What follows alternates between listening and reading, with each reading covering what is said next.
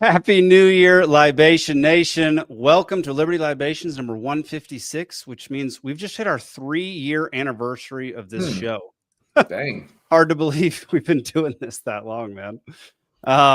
Tonight we'll be revisiting Trump's campaign promise to end wars.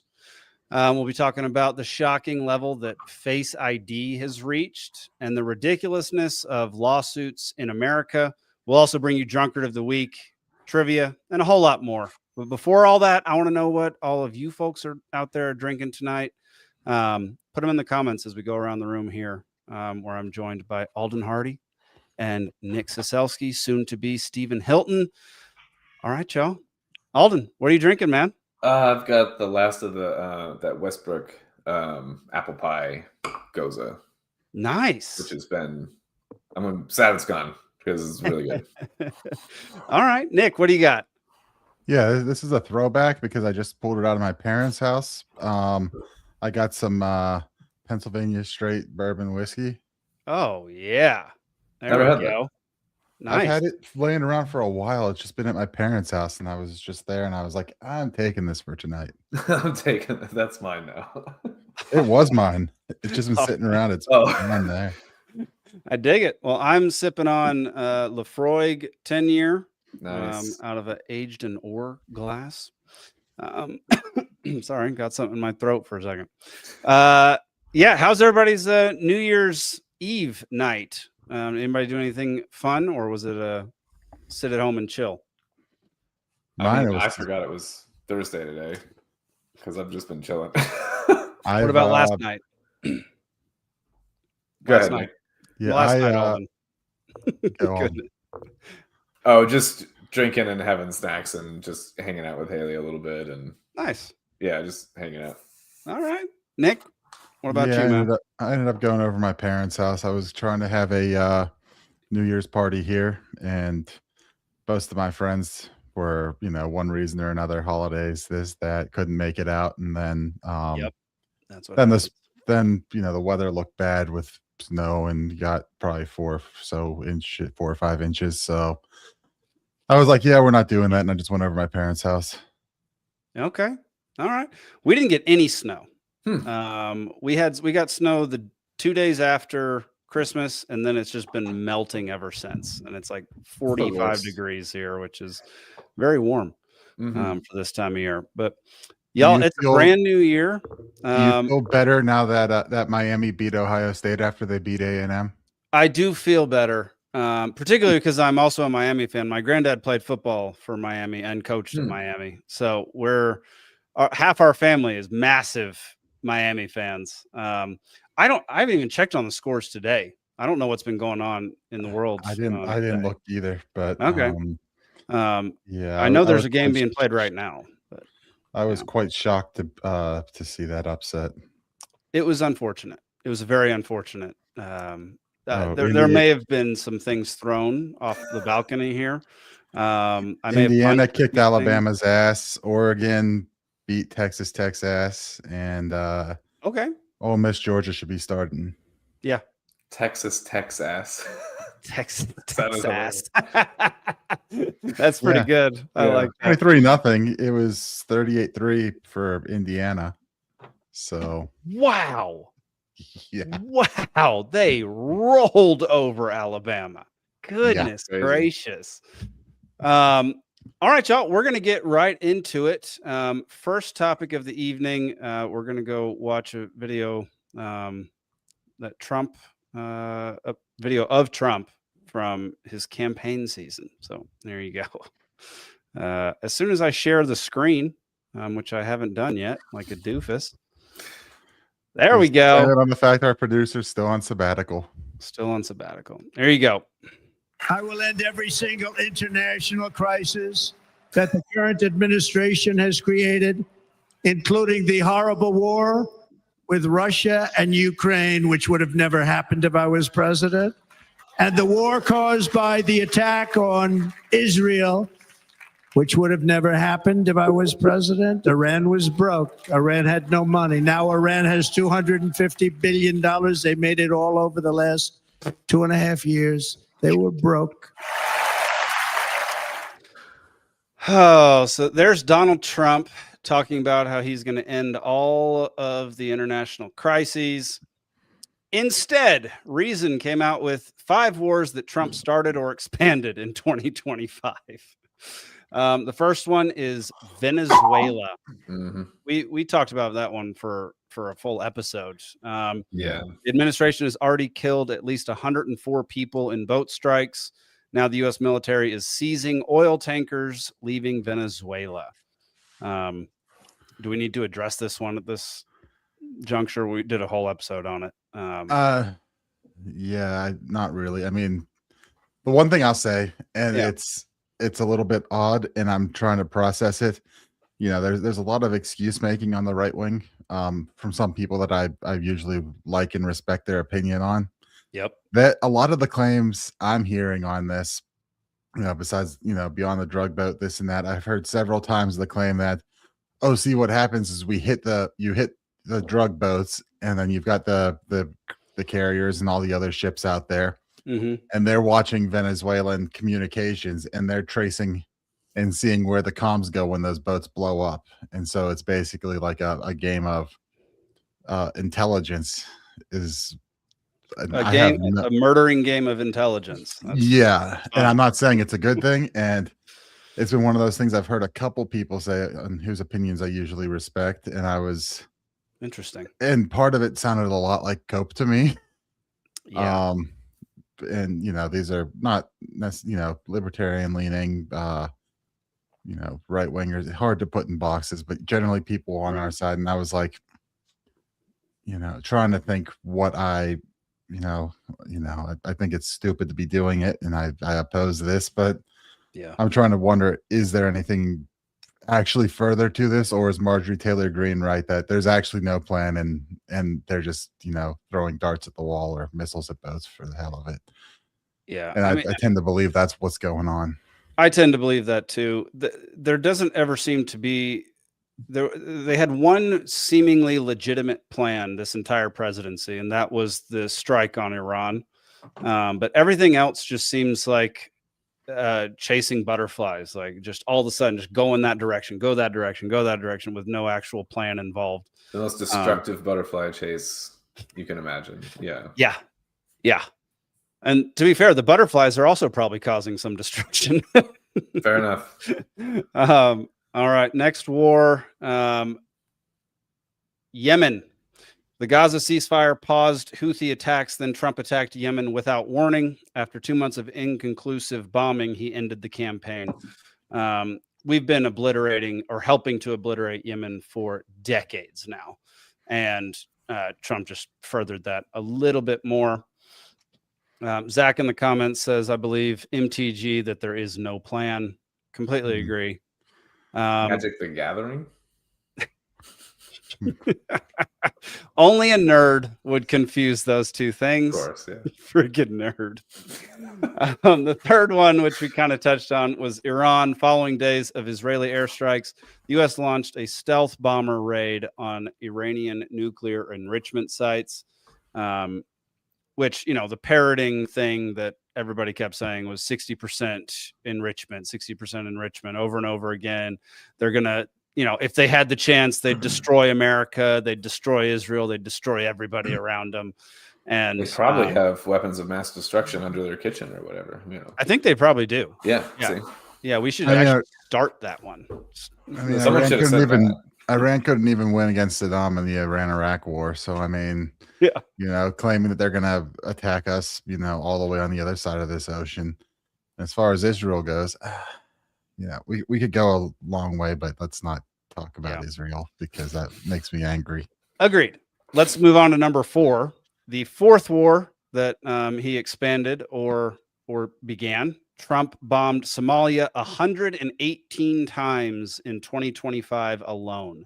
He's on track to carry out more bombings than Joe Biden, Barack Obama, and George W. Bush combined. 118 bomb strikes in 1 year on a country that we're not at war with. I haven't heard officially that that's a war going on. I mean, we haven't been officially at war since World War II. Anywhere here, But it's been like a thing. You just bomb Somalia whenever you're president because I don't know. I honestly don't know the history behind the Somalian stuff. I haven't looked into it very much. I don't know much about that. Well, see, there was this movie that came out called Black Hawk Down. Fair. I mean, the mere fact That's about where it started, I think. I think you're probably right. That was a great movie, by the way. If you haven't I seen did, it, yeah. it's Josh It was Hartnett. Who are some of the other guys in that? Y'all remember? I just remember It's Josh been Hartnett. years since I've seen that one. Was you? I think It's Ewan been- McGregor was in that. Was he? That sounds right. Yeah, I think he was in that. Played an American, I think. Yeah, I don't understand. I would like somebody to explain to me why we're bombing Somalia 118 times in a year.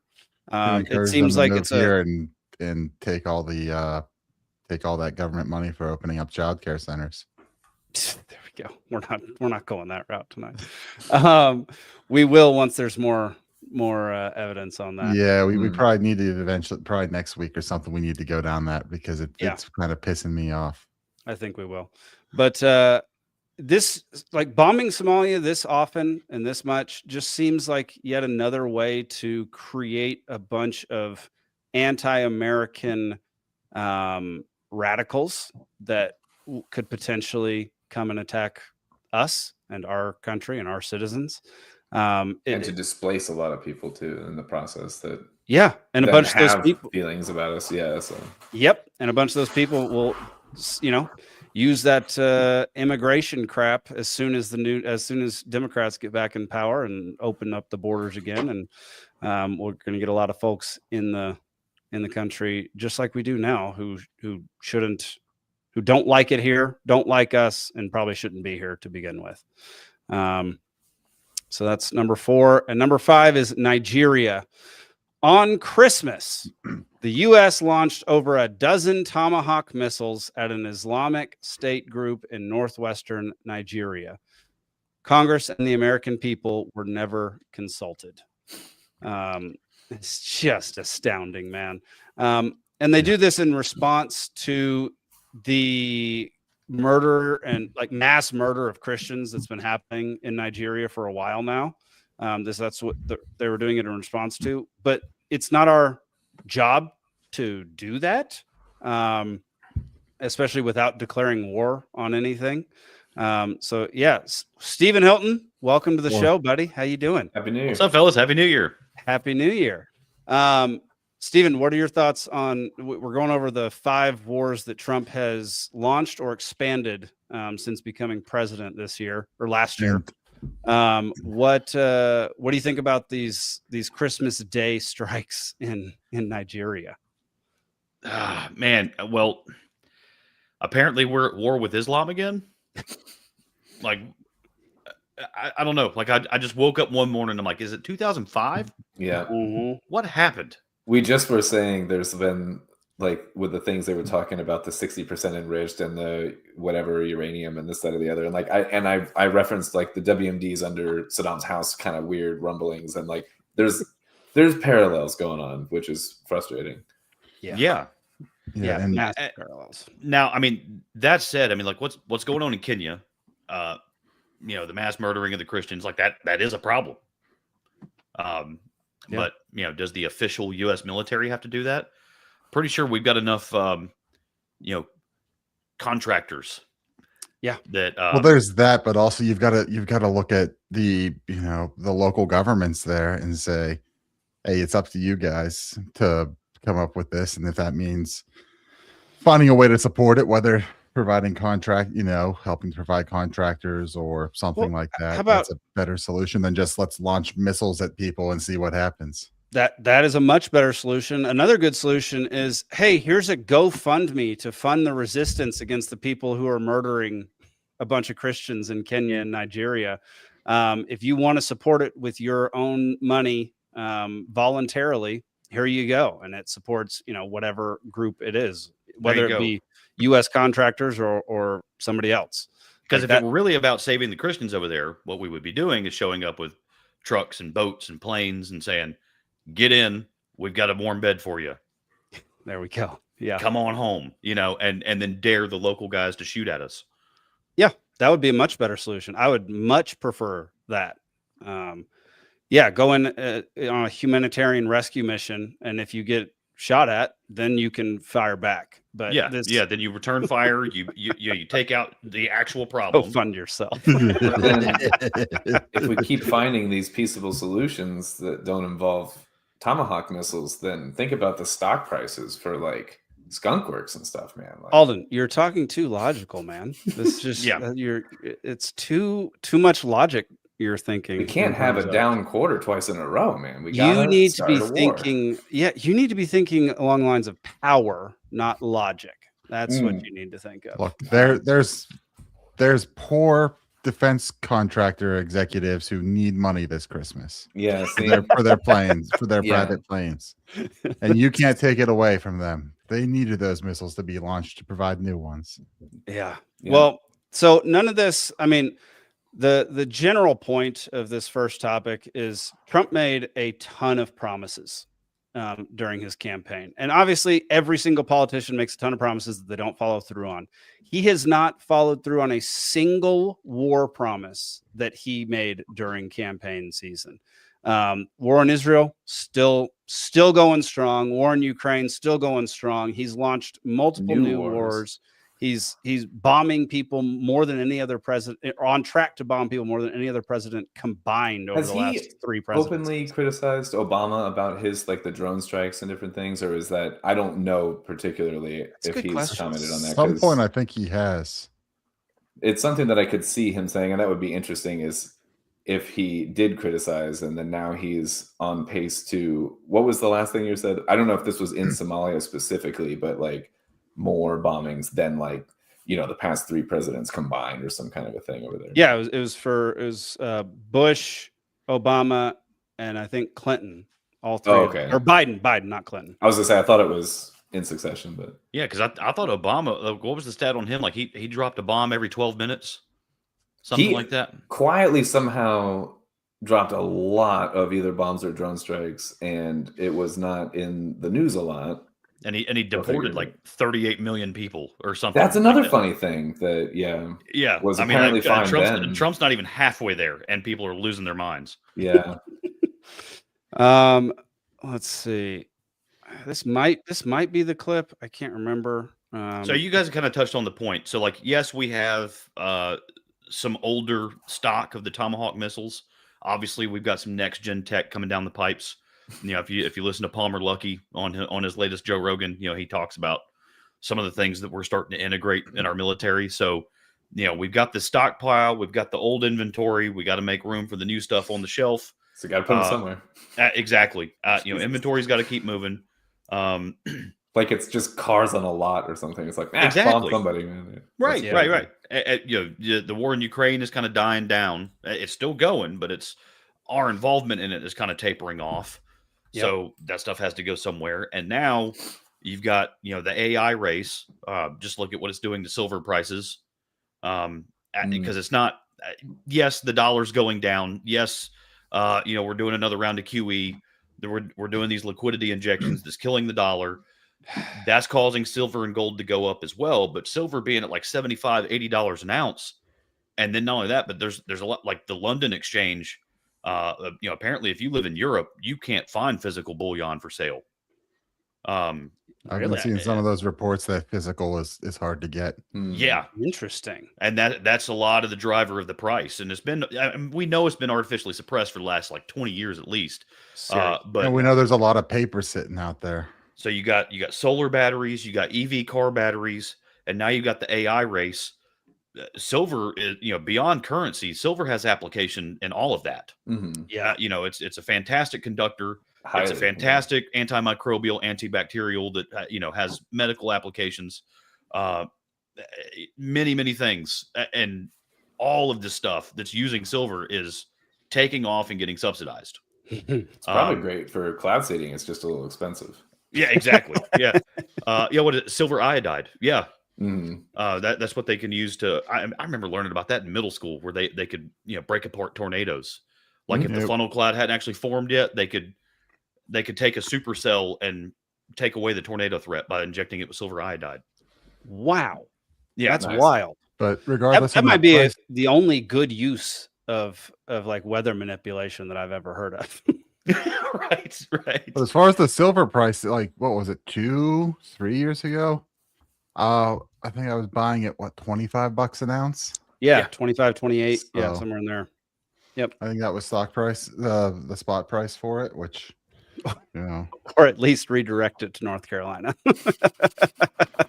Yeah, there you go. I mean, Ohio would be sufficient too. Oh man. But aside from Muslims killing Christians, guess what's in the ground in Kenya? A lot of materials. Ah, yeah. Fancy that. And You guess had who else those has a cobalt presence mines, You had those China. there? Yes. China. There you go. Yeah, I'm pretty sure we just Palmer Luckey and his company just got us chastised by China for giving too many weapons or something. Was it weapons to Taiwan? I think we gave a lot of weapons to Taiwan recently. Yeah. And China like got very upset about it and put us on some list that they have. Who cares? But it's interesting. Some list. And they're sitting there freaking out about us giving weapons to Taiwan while they're running literal drills about how they're going to surround Taiwan with boats. Like, Yeah. it's Yeah. wild, man. And They'll take it faster than we took Baghdad. Yeah. Back in what was it, 01, 02? Was Yeah. it 12 minutes? The shock and awe campaign. That was phenomenal. I remember watching that on TV. Wasn't I don't know. there? I don't know. I mean, that's a pretty long strait you've got to cross with a lot of people on rocky beach landings with a what's either likely way. to be a But have very you insurgent There's defense no level force. of American It's- diplomacy that's going to stop that. Like it's No. going to happen in No, the but next it- 3 years. Yeah. We know it's got to happen because if the AI race is not just the new age space race, it is the fight for survival of industrialized nations. Mhm. China's economy is entirely based on their electronic superiority. Their ability to manufacture. They've got these dark factories popping up, don't even have humans in them. They don't need lights in there. They just run 24/7, all that kind of stuff. China's got to fuel that because the instant that slows down or stops being superior, they're dead. Yeah. I'd have to go re-listen, but I know I was listening to Peter St. Onge and his last, what was the name of the last week worth of videos he put out or something. Mhm. He was making the point. He was going over some of the Chinese statistics, and they were not good economically. No. Like they are very much being held up with paper at this point. Yeah. Zach makes an interesting point. What chip companies have manufacturing in the US seems like a good investment. Well, TSMC's got that facility going online in Arizona. Yeah, there you go. Is that the Biden factory? Yeah. Yeah. there's No, like some wasn't the Biden one trying to put one in Wisconsin or something? No, there was like $2.5 billion facility in Arizona. There's that. There was like another attempt, I think, to stick it in Wisconsin or something. But that was yes. one where Biden Get was in like, Wisconsin. he specifically told the EPA to get off their backs. Oh. He was like, whatever environmental concerns you have about it, screw it, let them build. Interesting. Fast track it. He goes, you say 5 years to build a factory, I want it up in 3. Jeez. There's the mining side, Yeah. the manufacturing side, and then the design side at the forefront of it. And at least in one area, we have a lot of it already going, like in the design side. And I think in resources, we have areas that we just can tap more and haven't or whatever. But I don't know how much we're equipped in terms of manufacturing currently, but I feel like that's the easier thing to remedy. To set up manufacturing, it sounds easier than all of a sudden mine. But all the high quality semiconductors come out of Taiwan. All the big graphics cards, all the expensive chips. You're probably all right. Out of manufactured in Alden, out Taiwan. of those three things, manufacturing would be the easiest to get up and running in most cases. I think the manufacturing of these chips and these semiconductors is absurdly intricate and detailed. And that's why it's so specialized in a few areas, basically. Yes. Do it. Yeah. Yeah. It doesn't make sense for more people. It's super specialized and it requires like really, really high purity silicon. Like if it's not high enough, it gets thrown over to other lines that are for less. Like it's wild. But that's, TSMC stands for Taiwan Semiconductor Manufacturing Company, right? So this is like the first facility that they've put outside of Taiwan, and they stuck it in Arizona. Yeah, Interesting. Hey, if you want solar, I don't know what Okay. Yeah. I wouldn't imagine there's a lot of water to cool that There's place not And much off. also- water, which I don't understand why people move to places like that without water. But They probably have a lot of, sand, right? You know where silica comes from. So Yeah, there you go. you got to have a which- very, very specific type of I sand. know. I'm kidding. There's actually like a very, very large shortage of that kind of sand around the world. I know. Yeah. Really? Which that reminds I me, didn't know is it time to renew the debate now? I remember reading a Time magazine when I was a senior in high school in 2003 that we were all going to have graphene-based processors and motherboards in the next 10 Yes, years. dude. Yes. years. Yeah. Can What we happened revive to that that? debate now? Like what? Like, I mean, I'm supposed to be, according to Time magazine in 2003, I'm supposed to be using a DNA-based graphene chip on my computer. And, A DNA-based chip. yeah, something. Something Yeah, I better never than what fully- we've got. I mean, we're supposed to already be a generation beyond that, and because the level of computing power that it was supposed to add, and here we are 20 years later, and we're only dealing with DDR5 RAM. Mhm. Like, I never fully grasped graphene. It always seemed like it was kind of smoke and mirrors what they were saying it was going to do. I was like, okay, so you've got a thin single layer of carbon. What are you there is a Where's it gonna graphene go in? phone out there. It's expensive, and I was gonna buy it at one point, but I passed on it at the time. It may be something that I look at in the future. Well, but you're talking about the graphene OS or no, something that's actually no. What's graphene OS? that's one of those privacy operating systems for your phone. Oh no, I have heard of that one. Yeah. Yeah. I think Okay. Ian from Timcast touted that one. Right? Yeah. Oh, cool. Yeah. It's gone around a little bit. Yeah. Okay. I know you don't want to inject it, like in the form of some kind of medicine. I've heard that's very detrimental. Because that was an ingredient of a recent round of things. Allegedly. Yeah, right. Yeah, but in terms of what it can do for computing power, Yeah. I've heard it's absolutely amazing. And then all of a sudden they're like, no, never mind. We can't mass produce that. That's for the military only. Yeah, right. So what do y'all think the odds are of before Trump leaves office that there's war in Taiwan? 75%. Yeah, Okay. I was gonna lean to the 65 or so. Like, Okay. I don't want to be like alarmist about it, but I was feeling not great about We're it. going to start Just, keeping track of this stuff, and we're going to have a whole prediction spreadsheet, and it's going to be available to God. the public. It's going to be Instead of great. March Madness, it's just Earth Madness. We'll just it's have just bracket Earth systems Madness. for I how love we that. go. Earth Madness. That's so good. I feel Nick, like it's what's your yeah. percentage? I think China would prefer it not be Donald Trump in office there when they make the move, but I don't know if they have the time to wait on it. That's fair. Right.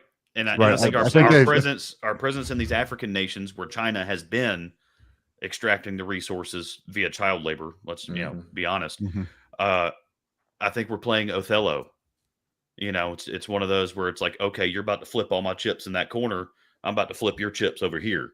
So you want Taiwan? Go ahead and take it. By the way, I got a manufacturing facility coming online by the time you take it. Mhm. Yeah. And I'm taking your resources in Africa. Interesting. Yeah, I could see that happening. I think that's about right. So I wouldn't say it's No, 4D chess. He's playing Othello. I'm surprised the move didn't come under Biden, especially as right as the Ukraine war kicked off, where all I those was resources are thinking being that dumped happened. there. I Yeah. think that was probably a misstep on the Chinese part. If they're going to make the move, they missed that probably perfect window to make that move, which is, long before the facility in Arizona came online. I mean, once that facility in Arizona comes online, you get that knowledge base of how to make those chips here in the US. Mm.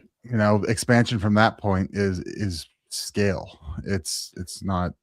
All right. that You're much you're harder, avoiding so- the question, Nick. Yeah, give us What's a your number, yeah. percentage? Give me your percentage. 45% chance. Okay. Ooh. I'm leaning more towards 60. Alden, you said 65-ish? I was like the 60-40 to 65 range. Yeah. I'm taking the just low to end. split the difference between you and Steven, I guess, just to be interesting. But All right. Well, those are our predictions. They will be on our prediction board that will be created before next week's episode. can we have a prediction board for when we mine on the moon? Oh, Zach in the audience says 0. Oh, interesting.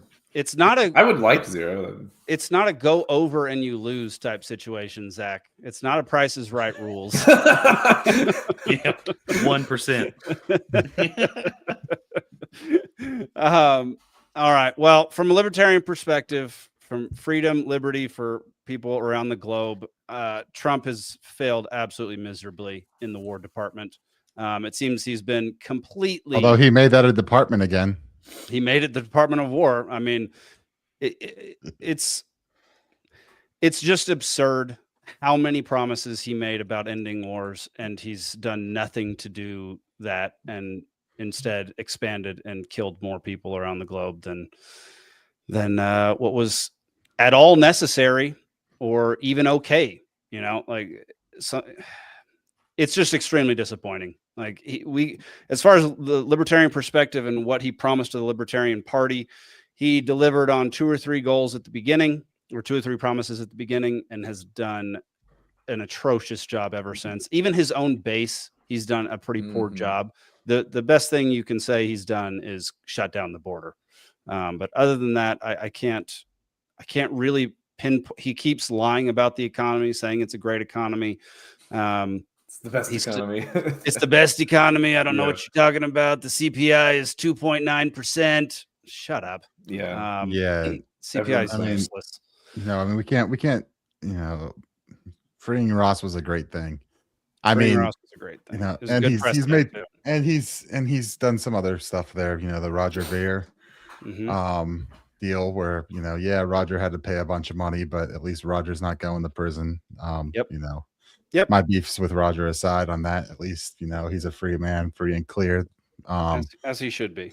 And, apparently, the Keone Rodriguez stuff is still going through there. The Samurai Wallet guys, their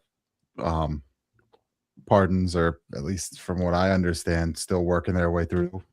And dude, those 2 guys better be pardoned, man. Like, I just did I'm doing some work for the Ludlow Institute these days, which is all about privacy, and they just they advocate for privacy and digital removing digital surveillance and that kind of thing.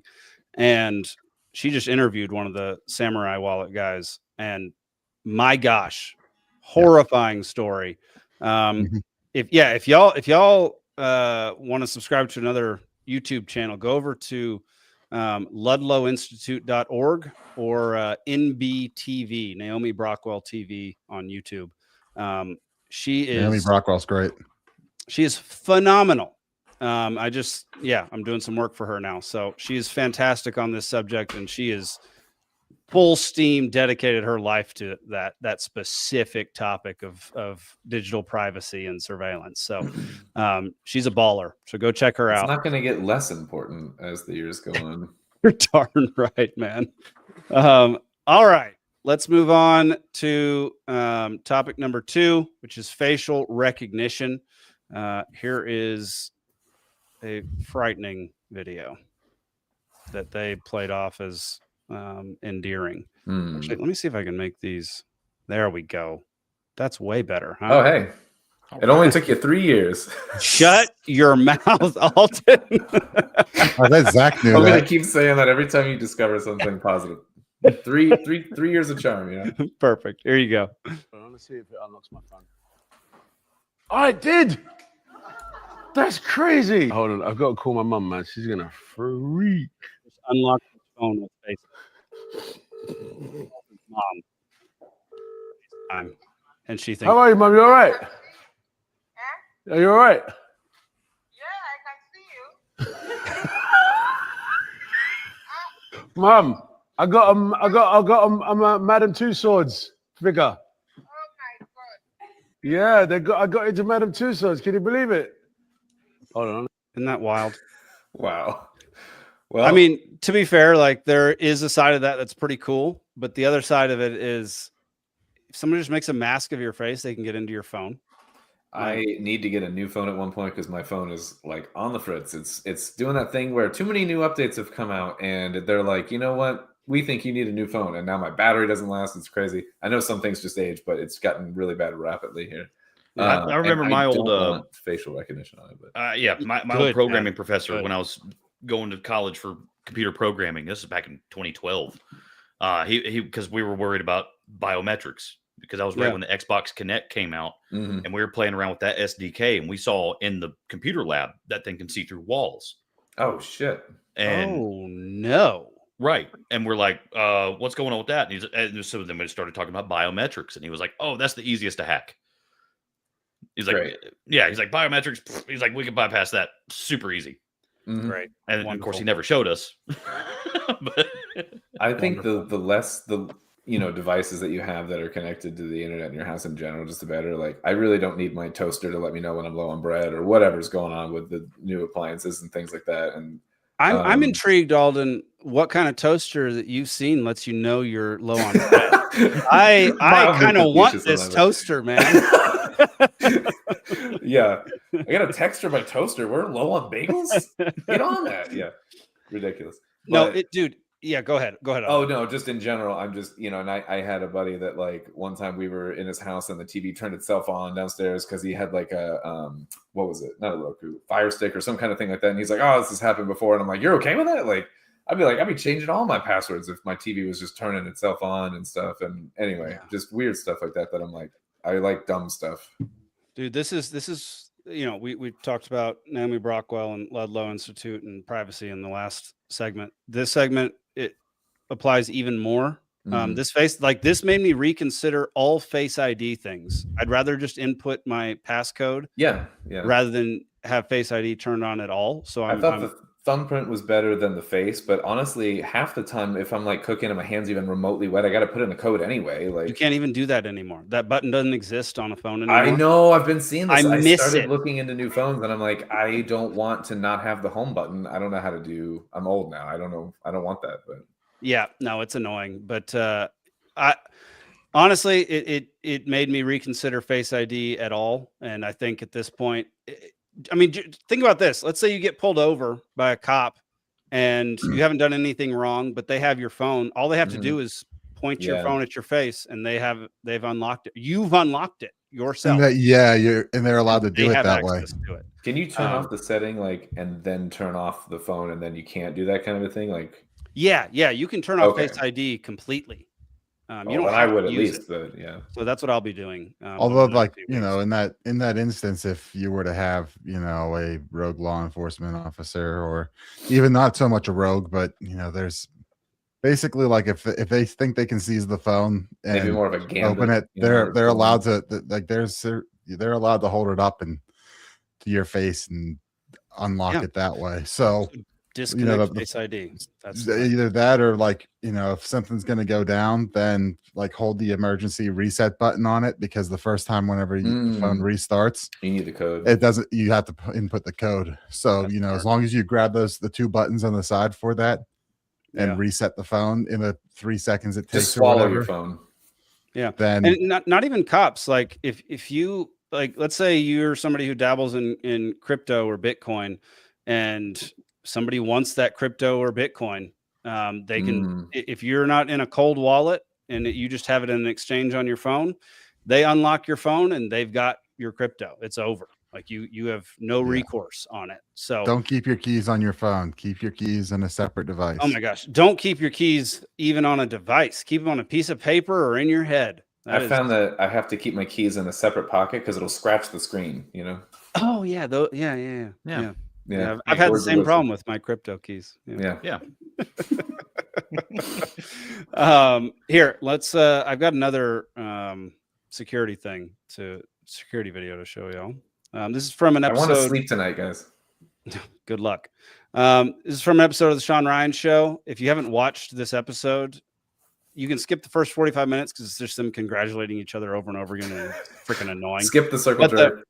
But the last 2 hours is great, and this guy is a freaking genius. So here's something he talks about on the show. You're gonna like this. I'm not gonna like it, Brian. I don't like any of this stuff. This is called the BLE Shark Nano. Go to your phone, just go to settings, go to Wi-Fi, and you should see a free Wi-Fi there. Sign into your Google account. Just put in Sean@gmail.com, and then just put in whatever password you want. I got it.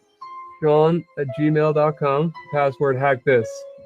No, Sean just got a network that said free Wi-Fi. It could have been airport Wi-Fi, whatever I wanted to name that network. What happened was he got what's called a captive portal, which a lot of people would be familiar with. You know, you connect to a free network in public and the screen pops up that says like, I agree to the terms and conditions. In this case, it created a fake Google captive portal that looked like the real Google login. I mean, I don't think there's any way you could have differentiated that from a real Google login. What you're taught in phishing attacks is to look at the URL. If the URL doesn't say google.com, then it's not real, right? In captive portals, the URL just says captive.apple.com as the default. Let's say you're at a hotel or you're on an airplane and you're trying to get internet and you have to put your credit card in to get it. Maybe the hotel charges more for faster internet. I've seen that. I could make a fake network and stand outside of a hotel or leave a device outside of a hotel and require a credit card with a name, with an address, with all this info for them to upgrade their connection and be stealing credit card numbers as well as their passwords. There'd be no way for them to know that I was doing it because the second that they submit it, now they're connected to the internet if I route it to the internet. I think you're really going to like. So, yeah, this is why I don't log into guest things almost anywhere. And that's the smartest thing you can do. I was at like my grocery store once, and they, metal roof, and it's hard to get signal. And they, I'm an old lady, and so I was using some kind of coupon or whatever. And I forgot to do it at the house, like clip it digitally, which is the stupidest thing ever. Where it's just like, give me the sale. Like, what are we doing? Like, I make it okay. Here, I'll do this. Like, but they were like, oh, you can log into our, and I'm like, no, I'm not doing that. And I was like, I know it's a sale, just open the book and scan the damn thing. Like, I'm not doing that because I refuse to log into most guest things. I don't trust them. Dude, honestly, that's super smart. Like that's a very good way to go about life. There's so many. Go ahead, Nick. This isn't any new attack though. I mean, it's not new. Out there. The devices are out more there. Of an intro.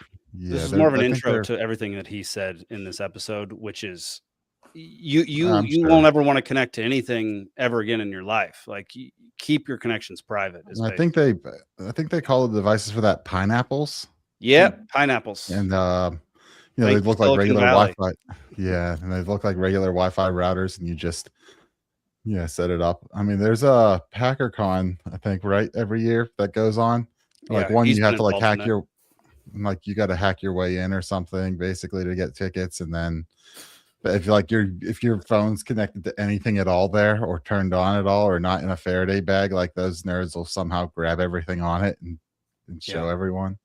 Oh, speaking of Faraday bags, if you do want to go that route, which I would definitely recommend, Go Silent, which is GOSLNT, just launched a conceal carry like fanny pack shoulder sling that is also a Faraday bag. Which it's like an everyday carry type deal. So it's got room for a bunch of stuff, including your phone and a pistol. So if you want something that can get every job done, that's the one for you. And they do not sponsor. It's a man purse. It's a man purse, but I love some fanny packs, man. I've got like 3. Can it hold a full size, like a Ruger 5.7? I believe it can hold a full size. I'm not positive, but from the looks of it, it looked like it could hold a full size. That's my favorite pistol, and nice. I am not 6'5". I don't have enough meat to hide this thing on me. Mm-hmm. Yeah, that's fair. So yeah, that'd be a good one for you to have out in the field, for sure. Places you go in Georgia, man. Goodness, yeah, dude. Every time I would photograph a house in Metro Atlanta, I'd be packing like crazy. Especially like an abandoned home or a home that hadn't been lived in a while. Mm-hmm. F that. No, definitely not a Ruger 6.7. You idiot.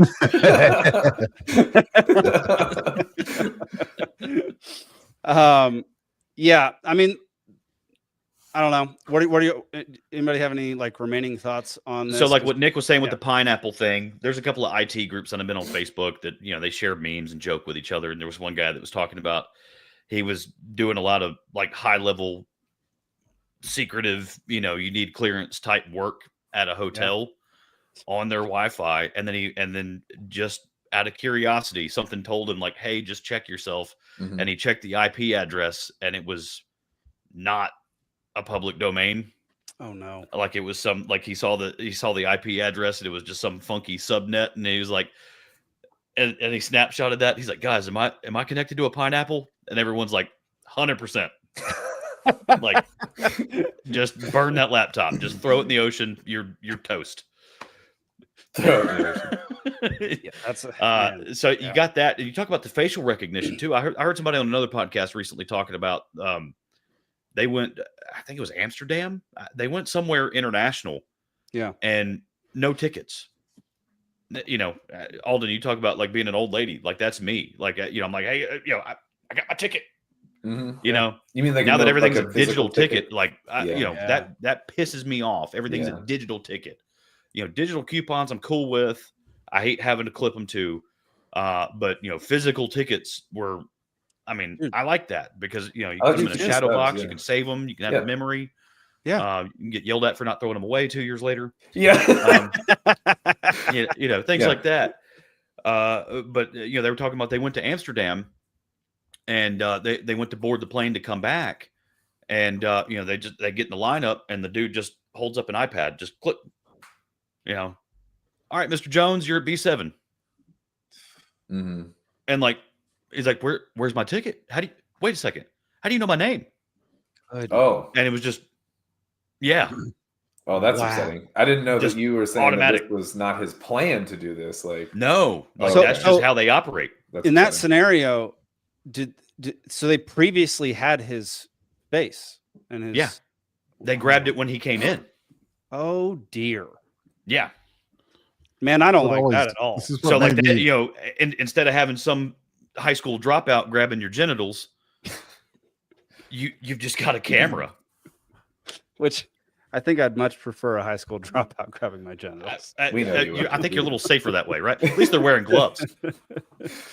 Not if I have anything to say about it. That's what made me skeptical of, like, you know, the clear at the airports, and then they say they do it for sporting events too.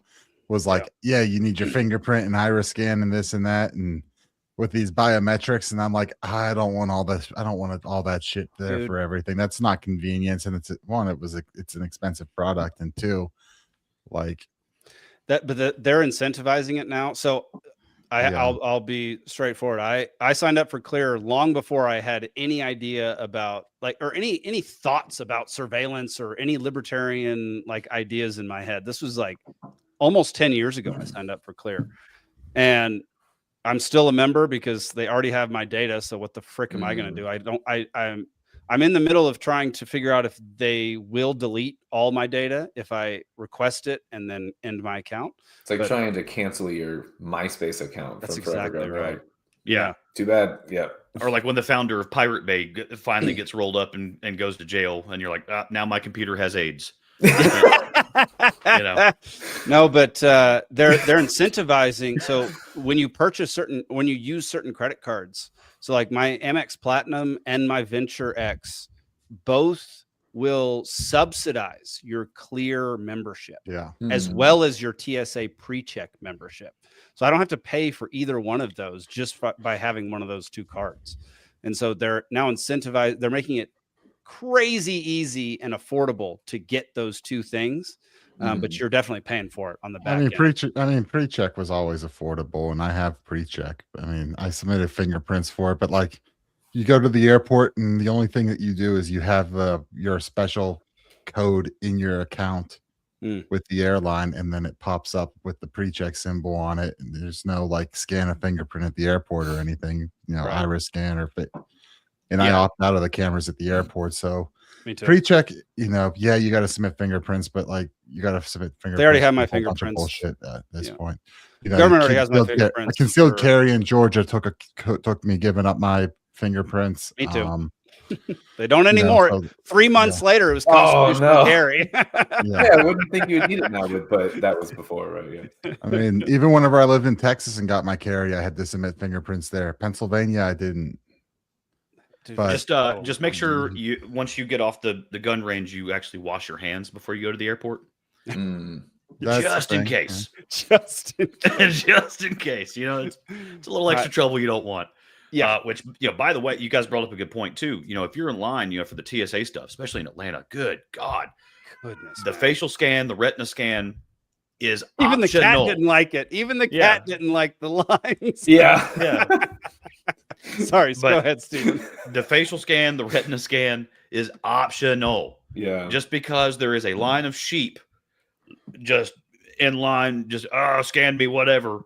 I don't mind out loud just being the one that's I opt out. stand to the side of it. and All I'm you got to do just is say, like, hey, I'm opting excuse out, me. like, Nope, yeah. I don't want this. Nope, excuse me. Especially they always like that. As far last I flew, and every time I've seen it since they really started it, they have signs there saying this is optional, and I'm like, Yeah, optional means big no. poster. It's like when I fill out the gun background check, it says it asks for social security number and then says optional, and I'm like, okay, it's optional. I'm not filling that out. Yeah. People, Well, when it is optional, Don't do do it. not adhere. Do not submit any information unnecessarily. When it says Yeah. optional next to it, with anything involved in the government, do not submit that information voluntarily. Yeah. Especially like on the even firearm outside checks, the government. Like, I thought. yeah. I'm sorry. No, like the firearm checks, I've got a name that's like unique enough that I know it's not returning a whole bunch of bullshit. So like I'm comfortable, like, no, you've got my name, you've got my date of birth. That's all you need. Yeah, that's fair. Steven, what were you If about you to say, need to buddy? narrow it down from all the Nick Ciesielskis, I think you guys can handle it, right? Like, Right. I think there's I like was going 3 to on say, Facebook I'm even friends outside with, the but- government, you know, if the government, private entities, if they do something that's optional, because I remember it was right about the Obama years, because that was when we had some kind of a gas crunch. There was a supply crunch. You know, the gas prices went through the roof. He even launched some kind of like hotline that if you thought the gas stations were scalping the prices or whatever, you could report them. Right. That was about that, because before that, you used to be able to get your tank of gas and then go pay for it. Yeah. You Right? can Some still do places that in in the middle of Montana. nowhere, Y'all remember that? Yeah. And I remember that like as that started getting integrated, they would just tape the signs. It was a handwritten sign, and they would tape it above the pump. Please prepay. Yeah. Yep. And I would go up and I'd put the nozzle in the gas tank. I'd go ahead and activate the pump, and then I hear him come over the microphone. You need to prepay. I was like, well, it said please. That tells me it's an option. I said no. No thanks. Yeah. I have cash. I'd rather see how much I owe you. I don't want to go in for change and the whole thing. I don't want to have to come in twice. Just shoot me. Yeah. Like, I'm already late. I'm not coming in twice. Yeah. Couldn't agree more, man. Going into prepay is the most annoying thing, because then you don't know how much you're going to get back, and you have to go back in no matter what. It's I remember. I feel like I remember when that switch happened too, because I remember being young and my dad, filling up then washing in to pay with cash, and then all of a sudden he had to walk in. I fought it. Oh man, I argued with so many gas stations attendants. I was like, listen here, son. And then they finally made it to the point where they control the pump and they don't turn it on until you pay. Yep. That's what they do. All right, y'all. Opt out of facial recognition at all points in time. There we go. I am not fucking drunk. Well, 19th through blue. Every pretty girl deserves to go to a ball. This is everything about it's a clam. I love it. I gotta be honest with you, I feel like I'm a little bit too drunk to stand up. On Wiedersehen, asshole. I'm drunk right now.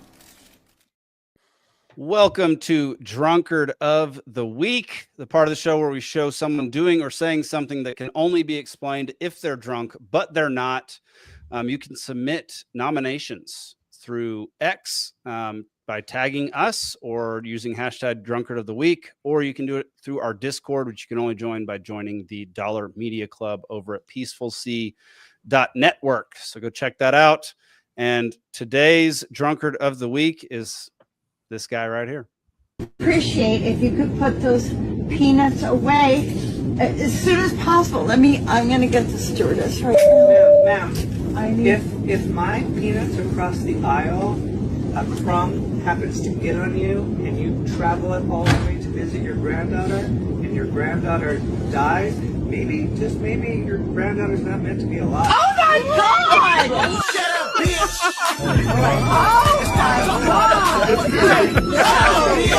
No! Did you hear what he just said? Sorry. He just what's happening? Oh my God! He just insulted my granddaughter and said he wanted her to die. I wasn't insulting her. I didn't say I wanted her to die, but the irony that your granddaughter is allergic to nuts when you're nuts. Oh my God. We want to be free to do what we want to do. Yeah. We want to get loaded. Yeah. And we want to have a good time.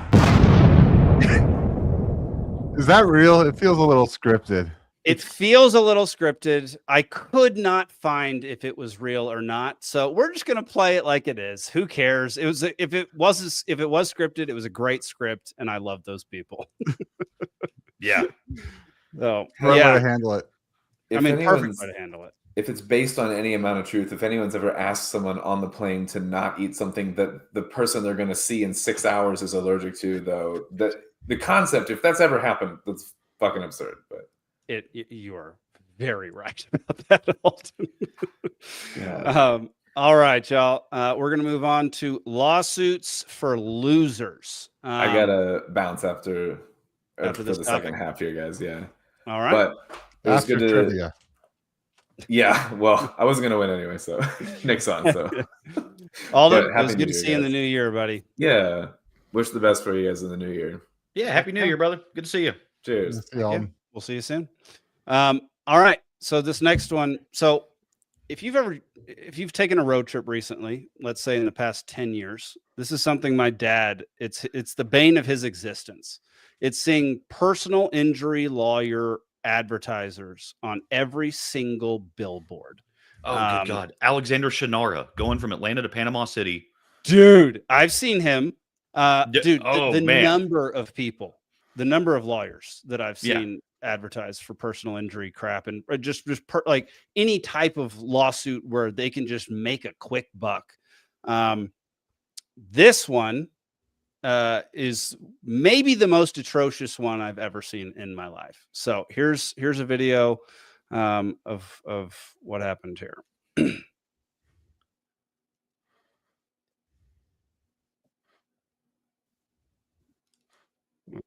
Hang on 1 second. Sorry. Let's fill it. All right. Yeah, I should fill this in with some talking so people who listening aren't There we go. You know. My bad. I hit play and I forgot I hadn't shared it yet. That's my bad. Here we go. Saved your life. You didn't even offer him a word of thanks. And now you're suing him?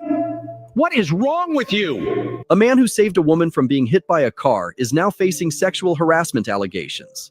32-year-old Daniel Reed noticed a woman, Jessica Moore, walking straight onto the road while looking down at her phone. A car was heading straight for her, seconds away from impact. Daniel reacted instantly, grabbing her and pulling her back, just as the vehicle zoomed past. Surveillance footage confirmed that his actions prevented a serious accident. But here is the twist. Jessica filed a formal complaint alleging that Daniel's actions were inappropriate and violated her personal space. Her legal team argues that even in emergency situations, you do not have the right to touch another person without consent. Daniel is in shock. He thought he was saving a life and maintains he had no ulterior motives. The video clearly shows him releasing her immediately after pulling her to safety. The case has sparked a nationwide debate. Millions believe Daniel deserves praise, not punishment. Daniel insists his sole intention was to save a life. Do you think he did the right thing? He saved your... Absolutely. You know, first thing I noticed, the car's on the left lane. That means they're bass backwards wherever this is. Well, I want to make a point here. Do we have verification of this story anywhere else? Yeah, I've seen it in a few different spots. It's not being covered. I don't know why the video said millions of people. I've not heard because what I'll say is when watching the video, one, you've got the judge, that's AI slop. Yes. You've got a whole bunch of like generic video frames being used on it, whatever you call those. You do. Yeah, but I use that stuff for my videos. So yeah, but I see a bunch of this style video going around, and I'm never sure if the story is actually real. And right, and it sparks a nationwide debate, and it's like no one's heard of this. So I don't know what the I've seen a lot of things like that, like the real. AI slop type things with like so NFL season being in right now. It's so and so gave a riveting speech to the locker room and everyone reacted. And then 2 days later, you see it with another player on another team, and it's the same story. There's so much of that AI slop going around. Yeah, and the way that the video is put through, and I mean it's in Chinese or something, all the caption on it.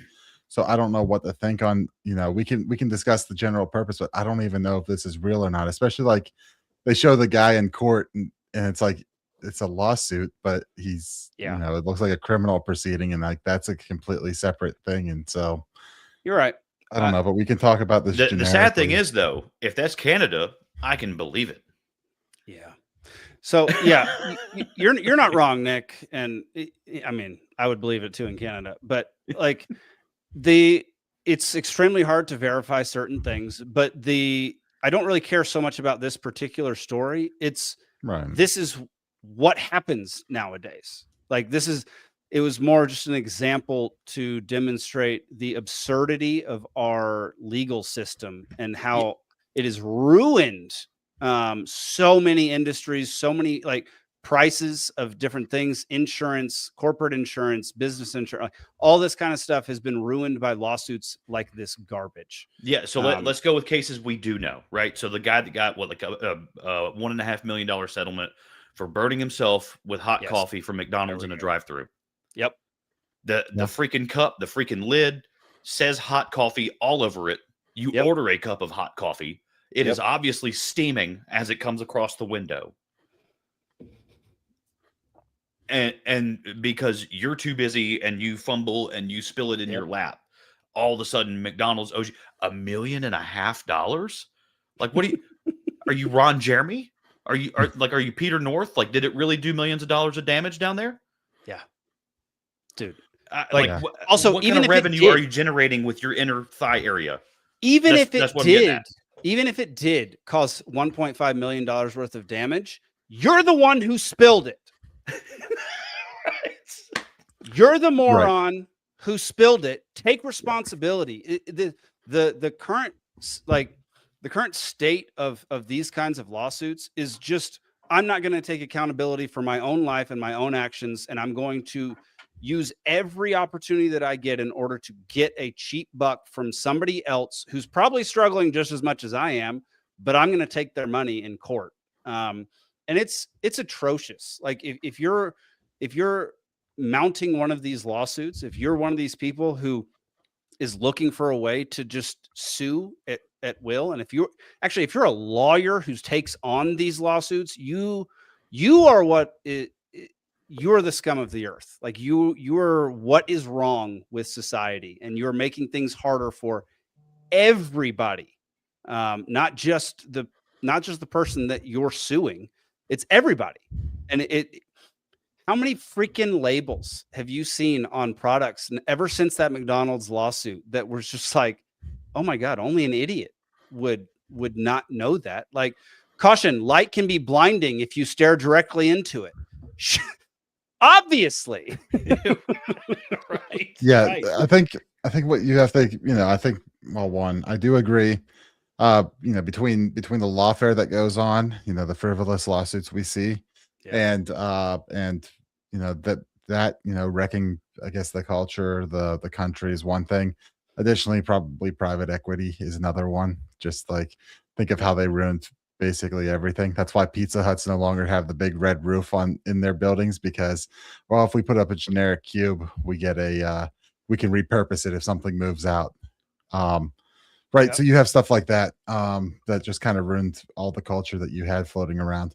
But as far as this, I don't think the issue is there's no like legal defense of a reasonable person would have, any reasonable person would have known coffee's hot. Or I think another famous case is like a guy rented an RV or something and assumed, or at least as an example I've seen, and assumed that since you can be in the back of the RV, it'll drive itself. So I can just, I can just get up from behind the wheel and it'll just drive on the road on its own.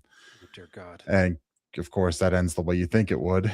And well, there's nothing saying it doesn't. And it's like, yeah, but any reasonable person would assume, you have to drive a car. I mean, not so much anymore now, maybe with some of the self-driving stuff coming out, but 10, 15 years ago, that wasn't a thing remotely. Well, so and I can't prove it, but I think during COVID, I think there were people suing storefronts, commercial retail spaces, because there were certain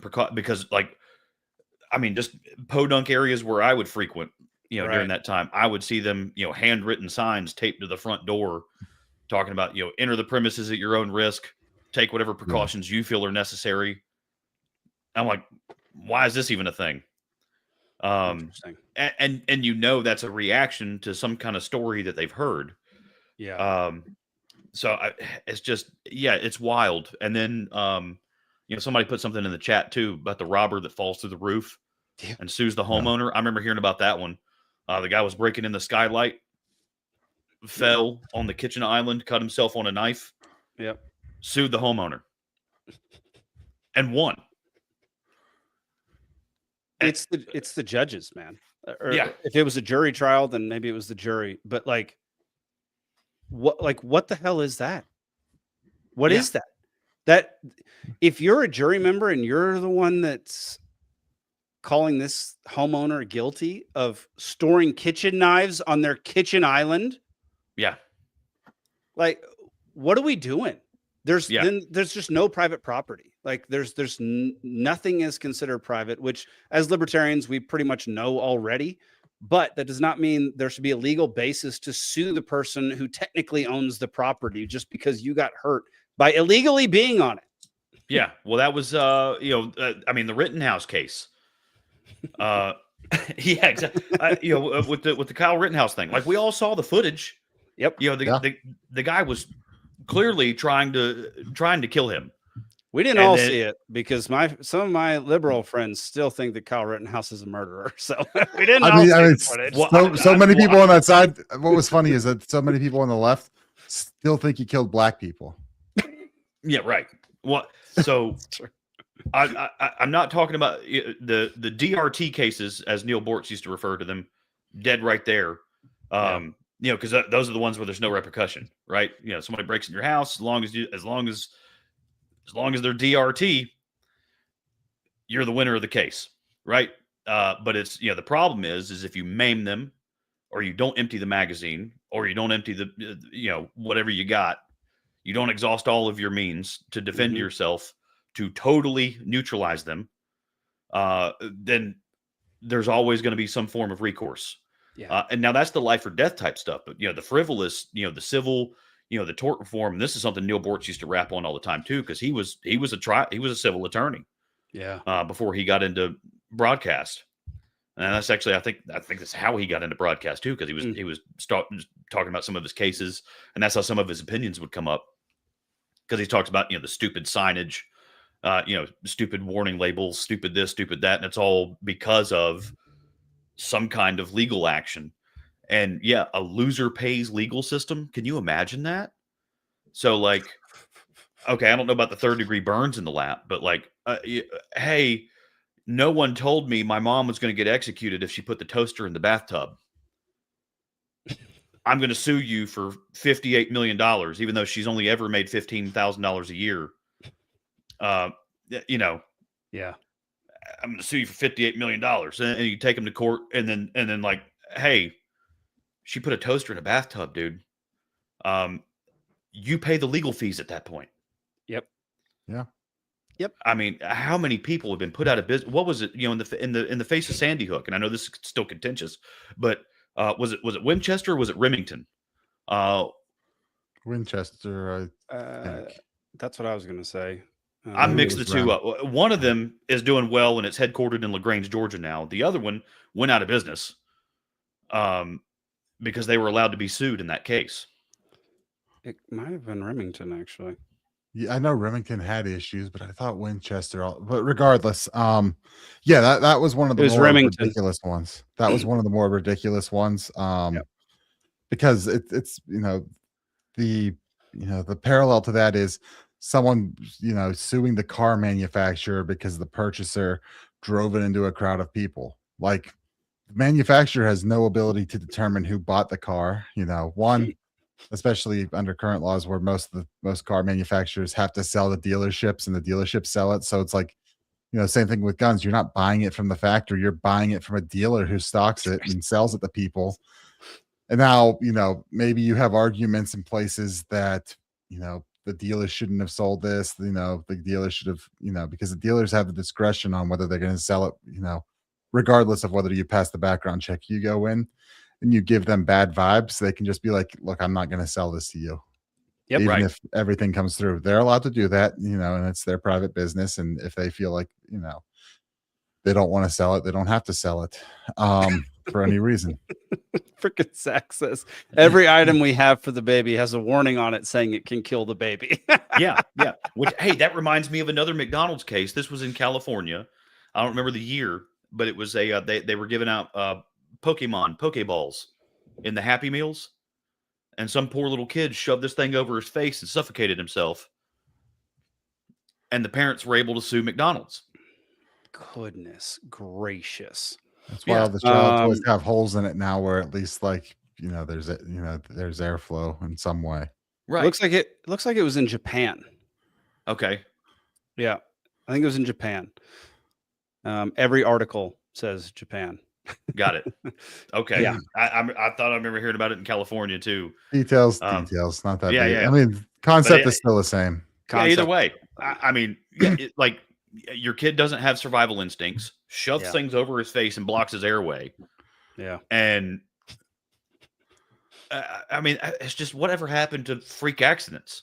That's also, partially that's all part of responsibility for Yeah, but this is all contributed to this mentality shift in our society of, high-powered CEOs, right? If they're recruiting people for their management team, they'll usually give them some kind of series of questions they cultivate themselves because you want to figure out their locus of control, right?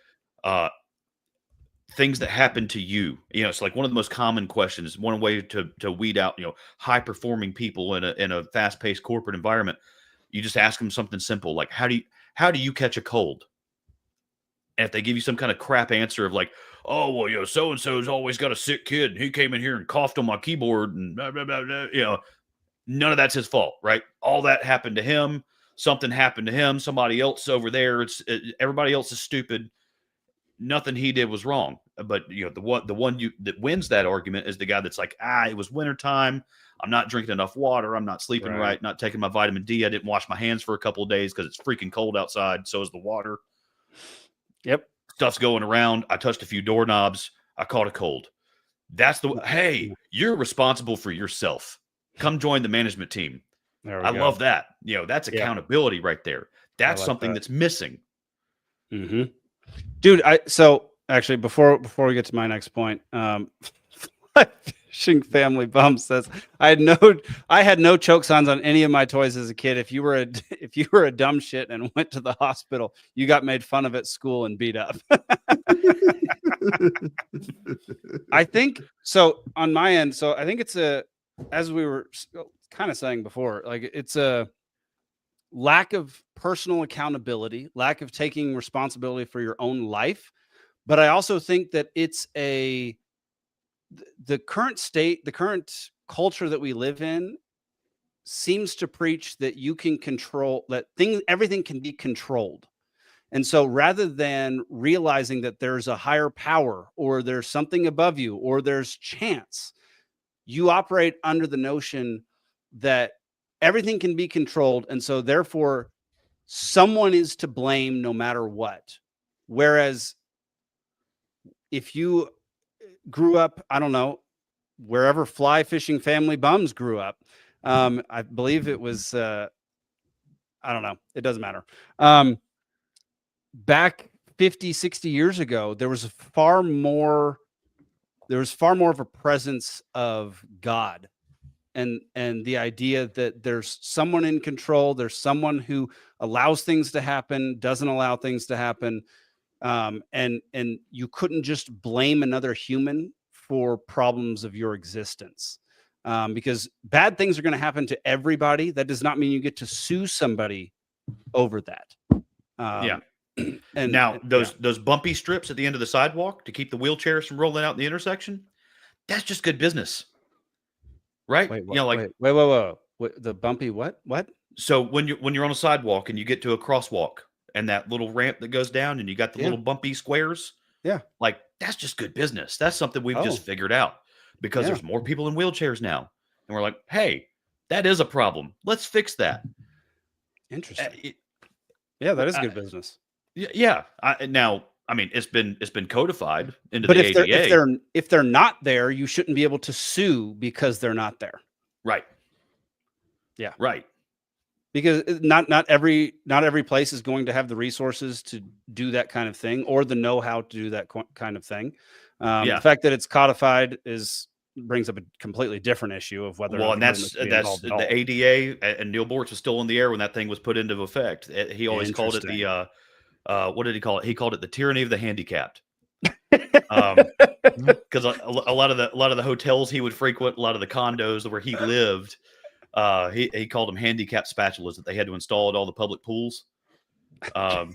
You know what I'm talking about? Yeah, you know yeah. He's like they're unsightly, they're god awful. No one uses them. I've never seen one be used. I've never seen one used. Yeah, he's like I've never seen one of those spatula handicap out of the shallow end, but I've damn near broken my toe on a few of them. You know, I'm going to see if there's one at the hotel I'm going to next week. No. And in fact, I'm just going to use it, even if just because on some of those ridiculous things. And I think Peter McCormick on his show has said this before, but he was trying to buy a house in the UK. He English podcaster. He was trying to buy a house over there, and it didn't have a handicap ramp for his house that he wants to own with nobody handicapped, and had to have a handicap ramp put up to pass the inspection for the sale. Just to be, and once you own it and the sale goes through, you're allowed to tear it down. That's the kind of shit that goes on with the ADA. That's here, but that's England also, though. That they're even worse on everything that's bad here. Goodness. Well, before we move on to trivia, which is coming next, the whole point of this segment was just to basically point out that your life is your responsibility. Unless somebody actively does something to hurt you on purpose, shut up, move on, and consider it just life happening to you, because that's what happens. And if you're suing somebody, I don't respect you at all. We'll say that you said on purpose. Let's remove Nick.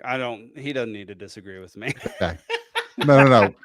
I want to be specific here, right? Because a lawsuit is supposed to be when you're injured by something that's, but when someone else has caused you harm, and it's supposed to provide for, covering the injuries, the damage that occurred on that. Not all of it is on purpose. Negligence is a very negligence real thing. is on purpose. If you're necessarily in my mind, negligence is the same thing as doing it on purpose. If you don't do the proper research or take the proper precautions to keep people safe in your business, then you are to blame. But like the example of what this possibly AI, possibly real scenario of this guy saving this woman from getting hit by a car, that's some BS. Now, I think she called it sexual harassment. In my mind, I'm like, oh, she enjoyed that on a level that she wasn't comfortable with. Like, I'm trying to recall back to like the business law classes I've taken, but beyond like actual damage there and negligence, there's a third way, if I'm remembering this right, a third term, and I can't remember what the term is. But basically what it means is basically like you were using a product as intended, and somehow still got injured. Like the product worked as intended, but still caused injury or something. I'm trying to remember that, but lawn darts. It's I mean, like that's we need to bring back lawn darts. That's the lowest hanging fruit right there, dude. Like, hey, let's just throw an arrow straight up in the air and just stand near the circle. That's perfect for where I live. Like, we need to bring back lawn darts in rural Montana. That sounds great. Lead tipped. Make them lead tipped. All right, here we go, y'all.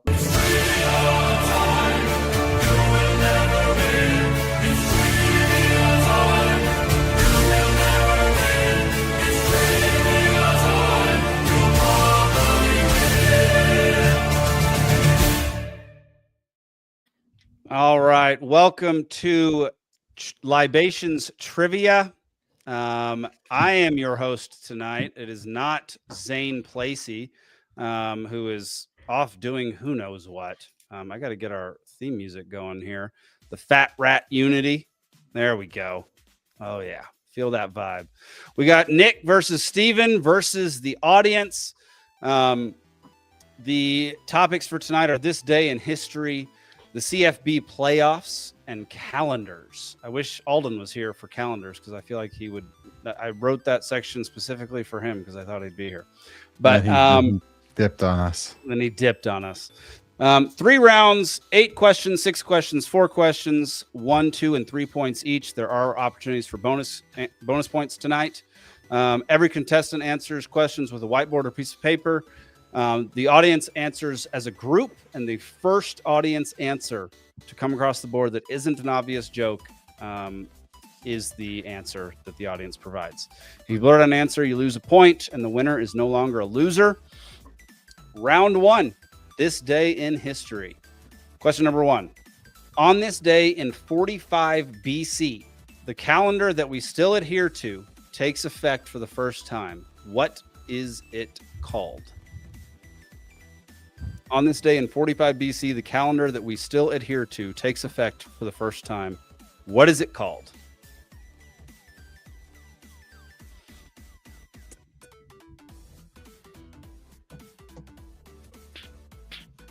Three, 2, 1. Nick, what do you got? Julian. Steven, what do you got?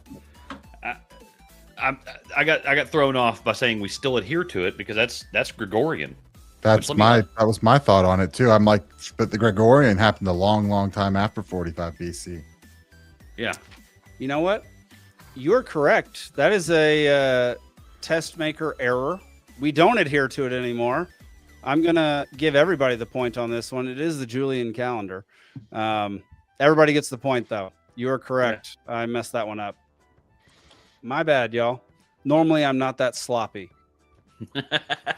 It's still adhered to in certain situations. Certain situations, yes, but right. Like the Orthodox calendar for like the placement of Easter is the first Sunday after the first full moon after the equinox. Yeah, that's what I was basically thinking of was for certain religious. Yeah. Zach says used by Eastern Orthodox churches. There we go. All right. Question number 2. On this day in 1863, the President of the United States issues what edict? It's more of a speech than anything. Just FYI. 5, 4, 3, 2, 1. Nick, what do you got? The Emancipation Proclamation, and let's not go into how much I hate Lincoln. Steven? Emancipation Proclamation. There we go. Audience, give me some answers. Y'all are a little behind tonight. It's like a 15-second delay between us and the audience tonight. I don't know what's going on with YouTube and Rumble, but it's not going well. Zach says no fat chicks. Yeah. Which another fun fact: A1 steak sauce was created around this time as well in 1863. Really? Like, in the middle of the Civil War, they're like, you know what we need, to really bring us all together. I always thought that A1 tasted a little bit like racism, but I didn't know why. Now I know. All right. Audience has not responded. It is the Emancipation Proclamation. Nick and Steven both get a point unless I see an audience answer come through in the next 5 seconds, which I have not yet. Sumquack, where are you at? You answered the last question. You should have known that one. Question number 3. On this day in 1892, what famous inspection station opens up that would eventually be the gateway for over 12 million people to enter the United States? On this day in 1892, what famous inspection station opens up that would eventually be the gateway for over 12 million people to enter the United States? 5, 4, 3, 2, 1. Nick, what do you got? I says Ellis Island. Steven, what do you got? Great minds think alike on that one. Audience also says Ellis Island. It is Ellis Island. God, only 12 million people came through there. That's like a slow month on the southern border under Joe Biden. It said over, Right. so it's probably like 12,000,003 or something like that. You know, that's way more than what come. It's a slow month for the Joe Biden on the border. All right. Question number 4. On this day in 1896, physicist Wilhelm Röntgen announces his discovery of what kind of waves that are used in the medical industry today. On this day in 1896, physicist Wilhelm Röntgen announces his discovery of what kind of waves that are used in the medical industry today. 5, 4, 3, 2, 1. Nick. I'm saying X-rays. Steven. Sine waves, like on an EKG. All right. Audience. We'll wait a couple seconds for the audience. The answer is X-rays. Yeah. I think And- the measurement is named after him on something about X-rays. Really? Interesting. I did not think know so. that one. It sounds right to me. All right. Libation Nation has tied Steven. Question number 5. On this day in 1959, Johnny Cash performs the first of many free concerts behind the bars of what prison? How do I know this? On this day in 1959, Johnny Cash performs the first of many free concerts behind the bars of what prison? 5, 4, 3, 2, 1. Steven, what do you got? Folsom. Nick, what do you got? Once again, minds think alike. I'm saying Folsom. The audience also says Folsom. San Quentin. He did Folsom one time, and he did San Quentin a bunch of times. That San Quentin popped in my head also. I was like, maybe it's a trick question, but Folsom's always always the one that comes up. Quack and Zach both said Folsom, so you're in good company. Question number 6. On this day in 1902, Michigan defeats Stanford 49-0 in the first of what legendary bowl game? On this day in 1902, Michigan defeats Stanford 49-0 in the first of what legendary bowl game? Nick, what do you got? The Rose Bowl. Steven, what do you got? The Tecmo Bowl. Tecmo Bowl. We'll wait a couple seconds for the audience answers Rose Bowl. It is, in fact, the Rose Bowl. Fun fact, they didn't repeat the Rose Bowl until 1916, which was like 1914, which was like 12 years later. And that was when it became a regular event each year. Question number 7. On this day in 1818, which book, also known at the time as The Modern Prometheus, was first published? I'll give you bonus points if you can name the author of the book as well. And here's a hint. The author, the original publishing, I have the answer already. Only had 500 copies, and it wasn't until it sold out immediately that the author put their name to the book. It was published under an anonymous author. I don't know if that helps or hurts. And then this person claimed custody over their book. 5, 4, 3, 2, 1. Nick, what do you got? Frankenstein, The Modern Prometheus, Mary Shelley. Steven. Now my answer sounds stupid. Sherlock Holmes. I don't hate it. Audience has not answered yet. We'll wait a couple seconds for them. It is Frankenstein by Mary Shelley. Nick gets an extra point. Is pronounced Frankenstein? Frankenstein. My bad. My bad. Some quack says the Book of Mormon. I love it. All right. Question. Zach says 50 Shades of Grey. Question number 8. On this day in 1804, what territory of France declared its independence? On this day in 1804, what territory of France declared its independence? They also made history by doing this, but I can't tell you why they made history. Otherwise, it This would. territory a part of modern day France, or is it No, still a separate place? They're independent. Okay, hang on. Yeah, I'll give y'all some time. Y'all Yeah, got I this. need to think on this one. Yeah, even Rat Pack Unity went away, so you could think. But if I keep talking, you won't be able to think very well.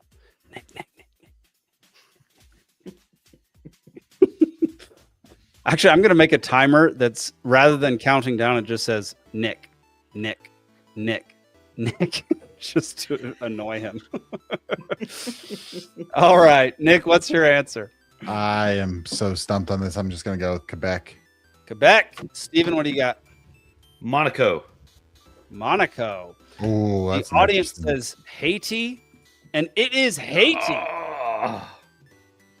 Bravo, audience. Interesting answer. What's that? Monaco is an interesting answer. That was I liked that answer a lot, Steven. Yeah. Just the wrong one. Yeah, right.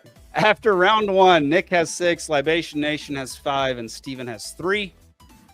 Round 2, college football playoffs. Question number 1. In what year did the college football playoffs replace the BCS, which was the Bowl Championship Series? So prior to the playoff system, they had only bowls. And so you got eligible for certain bowls, and you got, they went through a selection process and basically gave certain teams certain bowls, and somebody would play for the national championship.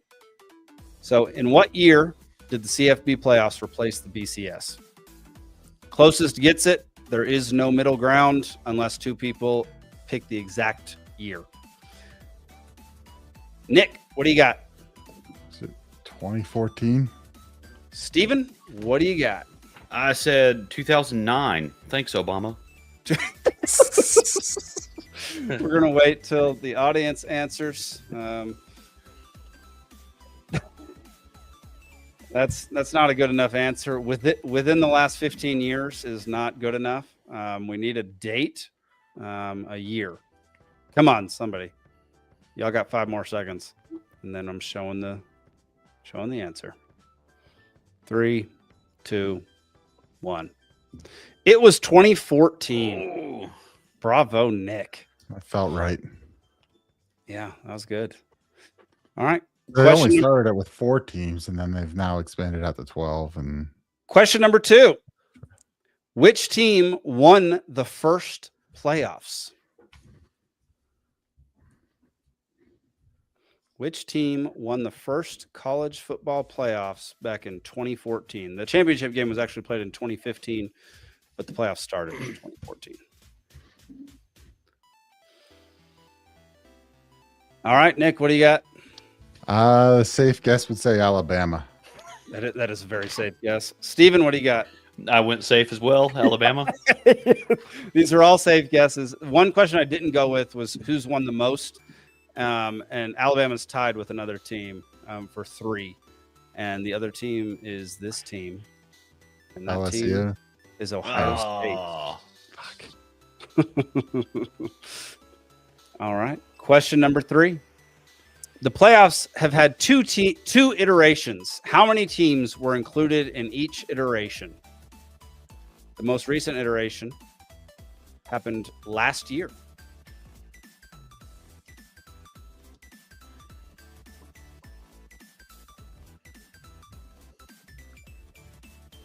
This should keep Nick from shooting his mouth off again. I mean, that's a weird question to ask. Nick, what do you got? It was 4, and now it's 12. Steven, what do you got? I just said 4. All right.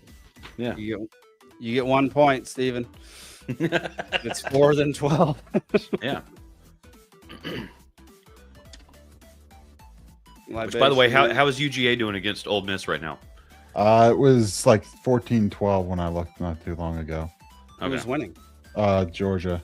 I'm for Ole Miss in this one, man. 21-12. You shut your dirty mouth, Jake.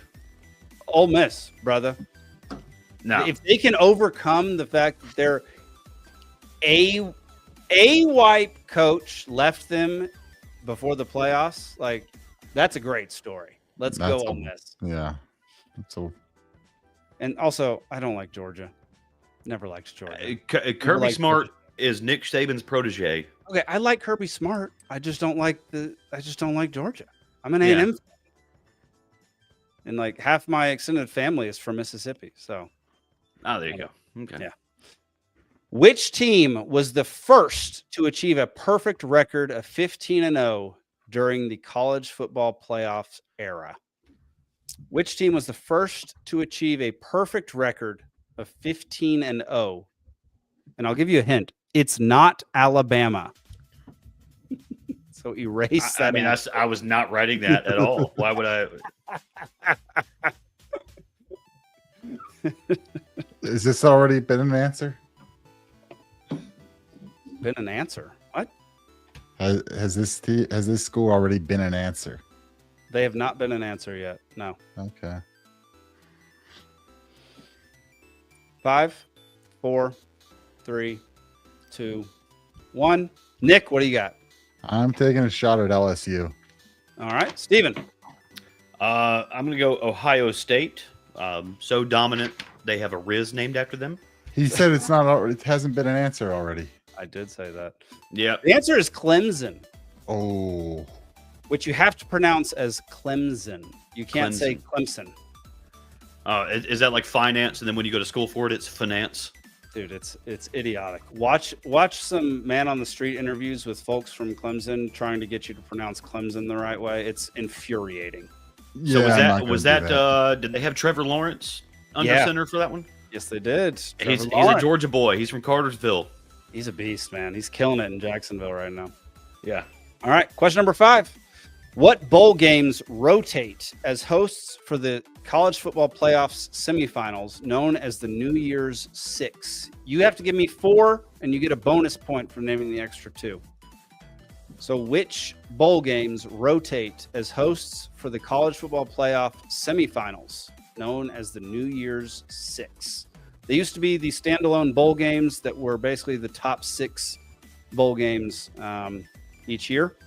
And now they just call them this for the playoffs for some unknown reason. Bowl games are pretty much dead at this point in time. Yeah. So give me at least 4. Nick, let's hear it. Okay, I'll give you a few more seconds. Yeah, I need a couple more seconds to write out. There's lots of bowls.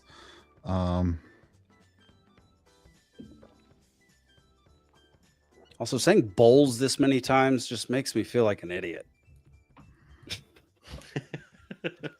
It just doesn't feel right. Why do we call it a bowl? Here. All right, Nick, go for it. All right, we're going to go with the Rose Bowl, Sugar Bowl, Orange Bowl, the Pop-Tart Bowl, and the Sun Bowl.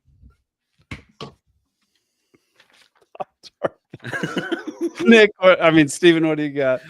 I got Rose, Peach, Chick-fil-A, and Sugar. Rose, Peach, Chick-fil-A, and Sugar. All right. Audience just said not Chick-fil-A. I believe you both get 75% of the points. It's Rose, Sugar, Orange, Cotton, Fiesta, and Peach were the ones to choose from. And I think you both got 3 of those. Is that correct? Yeah. Yes. Okay. So you both get 75% of a point, which is 1.5. Yeah. I like the Pop-Tart Bowl, though. And just for Zach's answer, I'm going to give them minus a point, so they go down to 6. There we go. They should have the worst teams play in the Lysol toilet bowl. Dude, yes, they absolutely should. That is the best suggestion I've heard about college football in a long time. There was a way to find. That's how you find the next Cam Scatabo.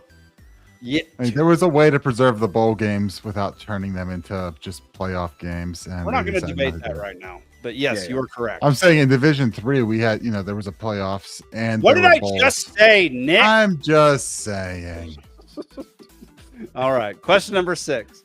Name 2 of the 3 teams that should have been let in to the playoffs over James Madison and Tulane in 2025. Name 2 of the 3 teams that should have been let into the playoffs over James Madison and Tulane in 2025, which was this year. There's a lot of hubbub about it. James Madison and Tulane won their conferences, but their conferences are tiny and terrible. And both teams got slaughtered in the opening round of the playoffs. Name the 2 of the 3 teams that should have been let in besides them. 5, 4, 3, 2, 1. Nick, what do you got? We're gonna say Notre Dame, Duke, because I think they won the ACC, and then held a Pitt. What was the last one? Hail to Pitt. Shut up. Oh my God. I'm going to give you negative points for that. Steven, what do you got? Georgia Tech, Vomit, and Bama. Bama got in. So they got Okay. smoked today by Indiana. Nick gets 1 point. It's Notre Dame, Texas, and BYU. Duke won the ACC. Doesn't Didn't matter. they? They were 7 and I 5. know. I'm just saying Miami got in, and you're talking about who. Yeah, did James that. Madison and Tulane got in, and they won their conferences. They shouldn't have been there. It was Notre Dame, Texas, and BYU. Yeah, Ashley Madison belongs there more than James Madison. All right. After 2 rounds, Nick has 12.5. Libation Nation has dropped to 6, and Stephen has 5.5. Yes. I'm very tempted to make Nick lose half a point for that stupid diversion of Pitt. Whatever. Round 3, calendars. Question number 1. What is considered the oldest known calendar, dating back around 10,000 years? And I'll give you a hint. This calendar came from Europe. I know. I was surprised with that one too. Came from Europe. Okay. Yeah.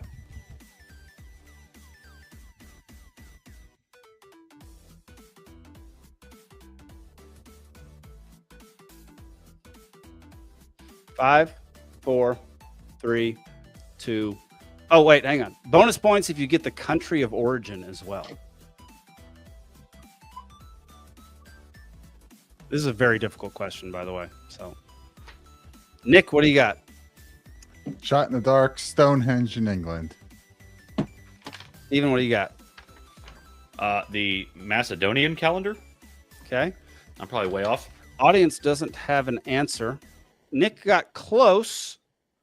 Oh man, so did the audience. Celtic Druid stuff from Wales. That's Y'all got real close. It's the Warren Field calendar in Scotland. Does Yeah, Scottish know how to make calendars? It's very similar to Stonehenge. It's just much smaller scale. That's the same area. They had something that predates the Platonic solids. Really? Yeah. Dude, Scotland's a wild country, man. Yeah. That area of the world is I think so. they're all a bunch of savages back in the day. Well, That's why the Romans had to put up Hadrian's Wall to keep the savages out. they had their own version of the Platonic solids like 500 years before Plato was around. So, Dadgum. Interesting. I like that. yeah. Yeah. All right. Question number 2. Which ancient civilization is credited with developing one of the earliest solar calendars, consisting of 12 months, 30 days, plus 5 extra days? Which Region ancient of the world, as a hint? region of the world? It's a tough one. I mean, it's not North. I'll give you what it's not. It's not North and South America, and it's not Asia. Damn it. And it's Not definitely Asia. it's definitely not Australia or Oceanus, whatever they're calling it these days. So it's either Europe or Africa. So enjoy. You have 10 seconds.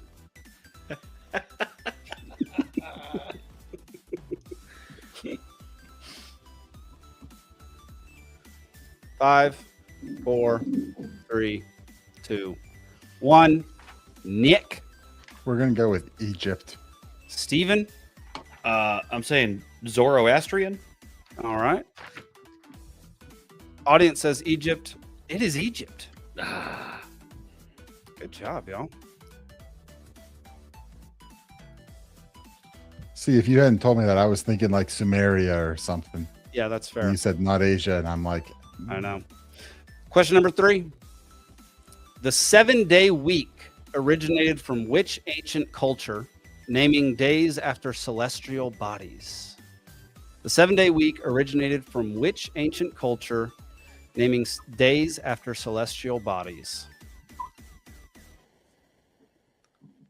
I'll give you a hint. No, not going to give you a hint. Never mind. I feel like that hint would have given it away. You saying that gave it away. Nick, what do you got? I'm going with Rome. Steven, what do you got? Going with the Vikings. All right. Because we're broadcasting on Thor's Day. Day. Interesting. Yeah. Audience also says Rome. It's the Babylonians. Celestial bodies, not gods. It gets confusing. I was going to say it came from the Bible, or the civilization is mentioned in the Bible. So well, Rome could have still come up at that point. Yeah. So, but I feel like Babylon would have been more appropriate. Question number 4, final question. Nick's already sealed this up, but we're gonna. This one's for 15 points, so Steven could possibly win. What civilization used multiple interlocking calendars with their sacred calendar containing 260 days? Bonus points for naming two of the calendars. Goodness gracious. Bonus points for naming 2 of the calendars. One is a sacred calendar. One is a solar calendar. What civilization used multiple interlocking calendars with their sacred calendar containing 260 days? Bonus points for naming 2 of the calendars.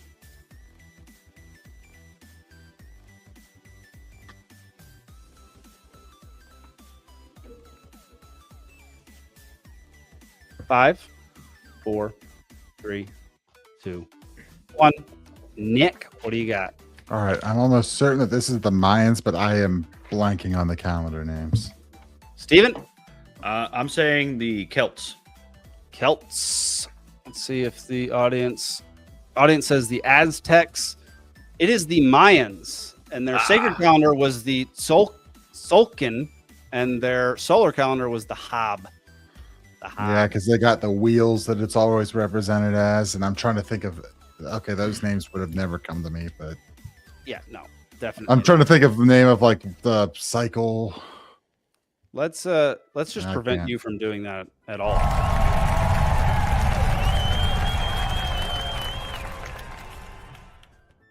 That's fine. I'll just be happy with winning again. Nerd. All right, y'all. Thank y'all for playing Libations Trivia. We do that every week. Takes about 30 minutes, and most of the time Nick wins, sadly. Some quack says, right, of course, the Tzolk'in calendar. How could I forget? Right. Good question. All right. We're going to move on to our final, well, if I can find it. There we go. Our final segment for the night, which is the good news section. We're gonna end on good news from now on. That's just something I missed that with Saturday cartoons when they would give away the Samaritan Award. There we go. Or there would always be some kind of it's like, hey, I'm Evander Holyfield. I just want to remind you to run on this side of the road into traffic so you can see it coming at you. But like now look at this Boy Scout helping an old lady across the road. It's like, all right. Well, in good news for crypto, California passes law to keep unclaimed crypto in its original form. So something that was happening. Whoa, that was weird. What, Ghost? something just flashed in my room. Starlink. Ghost. So something that happened that was proposed was after, I think it was after 3 years. I heard 5. Did they 5, come in and okay. take it? If your Bitcoin or any crypto had not moved or been touched in 3 or 5 years or whatever, and any exchange, the government could come in and confiscate it. Somehow that was a proposed bill in the state of California, and if it had happened there, likely could have spread across some other, especially liberal states. But that bill was shot down, and that is extremely good news, because the fact that the government's going to confiscate something that's just sitting there, like, what's next? Could they just go into your savings account and just take your money, even if it's just been sitting, like if it's just been sitting Yes, there they for 10 can. years? Yeah, they technically can, but this would have been a law to actually enact that, which is wild. They've already spent your savings account. Just go try to withdraw the whole thing. Always, always leave it to California to just come up with the ridiculous, terrible ideas. Yeah, well, there's enough fraud that he's trying to cover up. I think Gavin Newsom did. He had his Donald Trump moment. Where he's on the phone like, "I'm just trying to find 30,000 votes." Gavin Newsom is like, "I'm just trying to find $100 billion." Seriously, because there's a lot of measures going through right now that are being talked about that, like, the tally is $100 billion. Interesting. Goodness. Yeah. Goodness, man. Well, yeah. So that is really good news for crypto and Bitcoin lovers. Yeah. We on this show promote Bitcoin. Our network is becoming a Bitcoin only network, where everybody who is a contributor on the website or on any of our shows will get paid and reimbursed in Bitcoin only. Any dollar that you spend on our website, any subscription you have, immediately gets converted to Bitcoin, and all of our reserves are only in Bitcoin and nothing else. So a little bit of fart coin. What'd you say? I said a little bit of fart coin. There's no fart coin. There's zero fart coin in this. Which fun fact, it's Forbes and Chase have both predicted Bitcoin to be at like $176,000 per coin by the end of 2026. I like that, man. Which is about double where it's currently at. So buy it now while it's cheap. Buy it now while it's cheap. In the past, this coming year would be a down year for Bitcoin. However, Bitcoin kind of broke with its traditional up and down this past year. It kind of broke the cycle. And so things are a bit up in the air. And as we say on this show, it's only going to go up over time. So look into it now, buy some Bitcoin, and you won't regret it in the future. Yeah, it kind of broke the 4-year blow off cycle, but I think, based off of like what work with people like Matthew Mitzingis, who, I have issues about other things he says, he still says that it's holding through his power curve trends. So, okay. It's still on trend historically. There's a legislative due date. What is on the 15th of this month? What are they working on? The XRP community has been all big on this, which I'm not pumping that at all. There's legislation. Hold on, is it like the Genius Act or something like that? Hold on, crypto legislation 2026. The Genius Act. I think that's the Genius Act. If I'm remembering right, I think that's a good bill. Actually, hold on. That was signed into law the past July. I think it's the Clarity Act. The Clarity Act's a good one, if I remember right. Yeah. I like good acts. I mean, I don't care for that many acts, but there's supposed to be the XRP community is ecstatic over something that's coming in the middle of this month, but there's a legislative perspective on whether or not the Treasury can hold cryptocurrency. And the SRC, they've been against it. Then Trump got in there, fired that guy. The new guy is like, hey, it might not be money, but it's better than the dollar. Right. I mean, that's the current SEC position on it.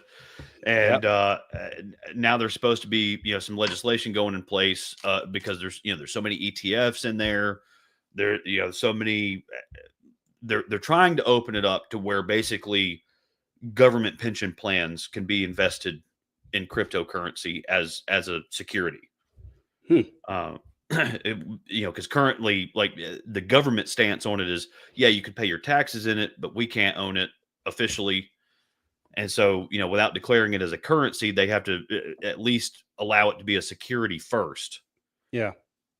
Which, some of it's clear enough to be an ETF, but for pension plans to get on it, which is going to be a wave of a couple $1 trillion. Yeah. Once that gateway is opened, do the math on that. Seriously. I think the current market cap on Bitcoin is 1 trillion, somewhere around there. So, they open that up. Like I said, just do the math. This is not financial advice.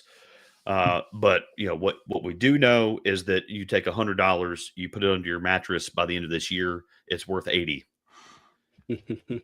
Yes. 100%. What else is going to hold that value or increase? It's going to be an actual business that generates revenue, creates a product that gains value over time, or it's going to be something like gold, silver, or it's going to be something else that has a fixed scarcity and a decentralized control platform. Because anything with a control platform, with a centralized control platform, and you put humans in charge of it, just look throughout any of history. Why do your coins have ridges in the edge of them, right? Because the Romans would go in there and they would shave off little bits of the edges. And they would take it for themselves. Because, hey, look, if I'm a tax collector in Roman times, if I could take shavings of 10,000 residents of my town, well, I just got 5 free coins for myself on top of my salary. That's why the coins had ridges. That's where they came from. That's a smart way to do it. Yeah. So you just look at all of that, and now you look at common sense is finally starting to prevail in some areas. Even in California, the land of fruit and nuts.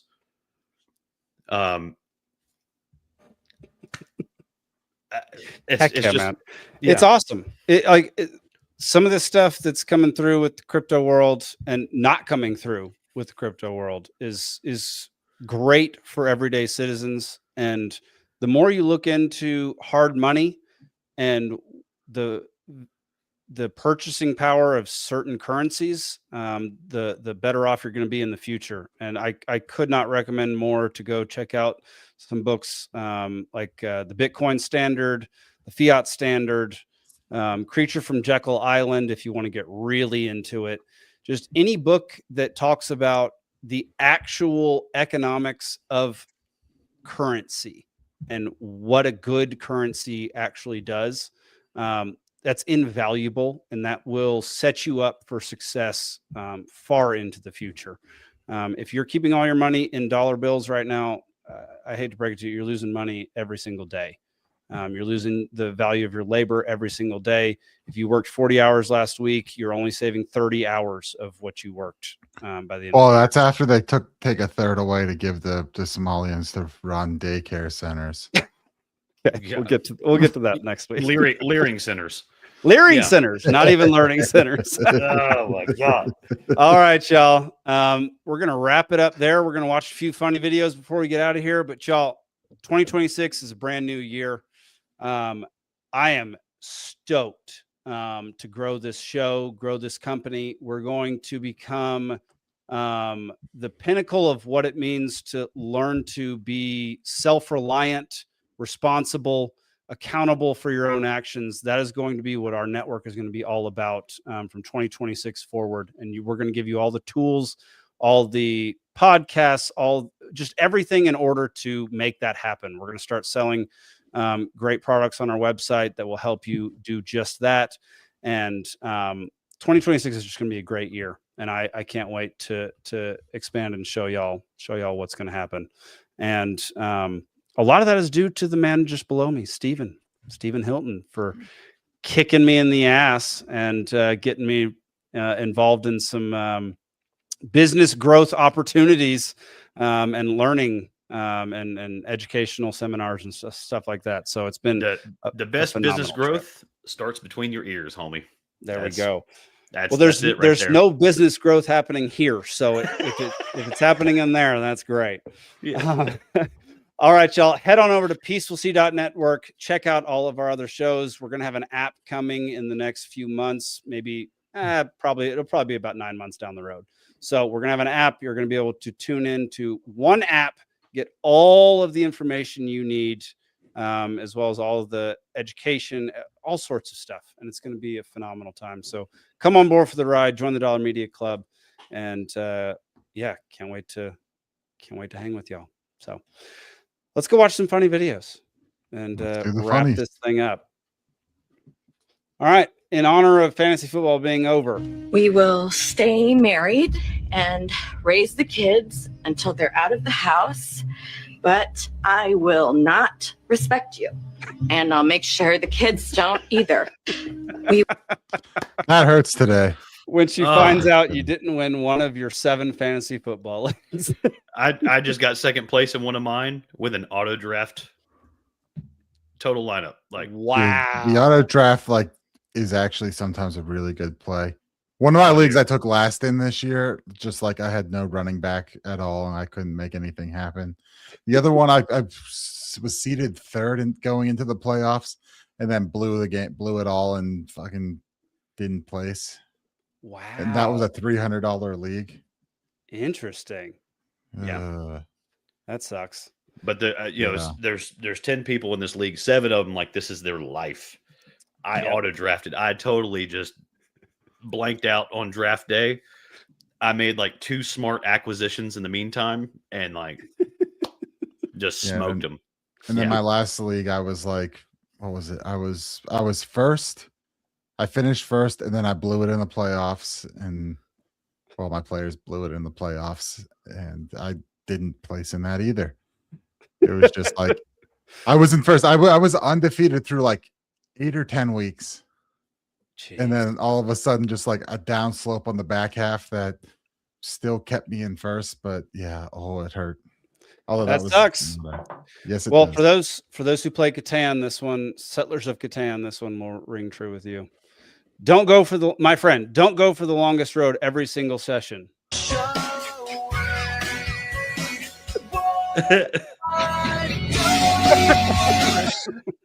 I don't know how many of you play Settlers of Catan. Longest road is my only move in that game.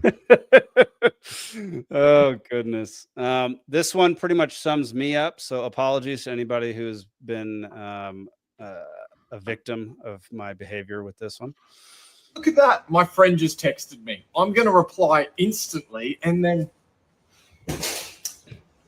I'll get back to him in 9 days. I've been there. I do that all the time. I'll reply immediately, then forget, and the phone will be gone. All right. This one also relates to me quite a bit. All right, I know this isn't what you're used to. But this is our coffee setup for the week because it's all my parents have. Is that okay? Yeah, no, it's fine. It's just a Keurig, right? Yeah. Yeah. Are you crying? No, I'm fine. I just never had to use one of these before. All right. That's pretty much how I feel whenever I go anywhere. I'm stupid snobby about coffee these days. Are you one of those that you got your own grinder and you got a French press and all that? Got my own grinder. I have my own electric espresso maker and I have my own manual espresso maker. And then I have my own cold brew that I travel with when I know I'm not going to have any good coffee anywhere. Yeah, I take black coffee out of whatever. I mean, I do have a grinder and a French press, but you're talking about the app, right? The app grinder, not the actual. Okay. He's not a Republican, Jake. Come on. Okay, my bad. All right, we got 2 more. For God's son Jesus is born in Bethlehem. Let this day be called Christmas, and let it be celebrated each year by gathering with family. Amen. Praise the Lord. Amen. By doing goodwill in his name. Hallelujah. Hosanna. and by putting a big pine tree in your house. A pine tree, Angel? Yes, a big pine tree. And God commands the pine tree shall be decorated with glittering glass ornaments of incredible beauty. Also with garbage that your children make at school.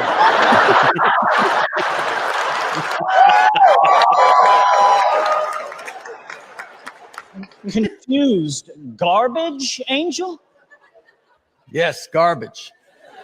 Construction paper covered in glitter and glue. How much glitter and glue, Angel? All of it. Angel, forgive me. How does a pine tree decorated with glass balls and... Garbage? Yes, garbage. How does that celebrate the birth of Jesus? I don't know.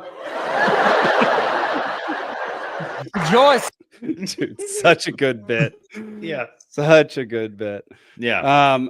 It's actually an homage to the Babylonian god Nimrod from my research. But interesting. Yeah. All right. Well, our final video of the night is because yours truly, Mr. Jake Green, won his fantasy football league this year. Yeah. So please enjoy. I want to know what I would do if I didn't win. I guess we'll never know.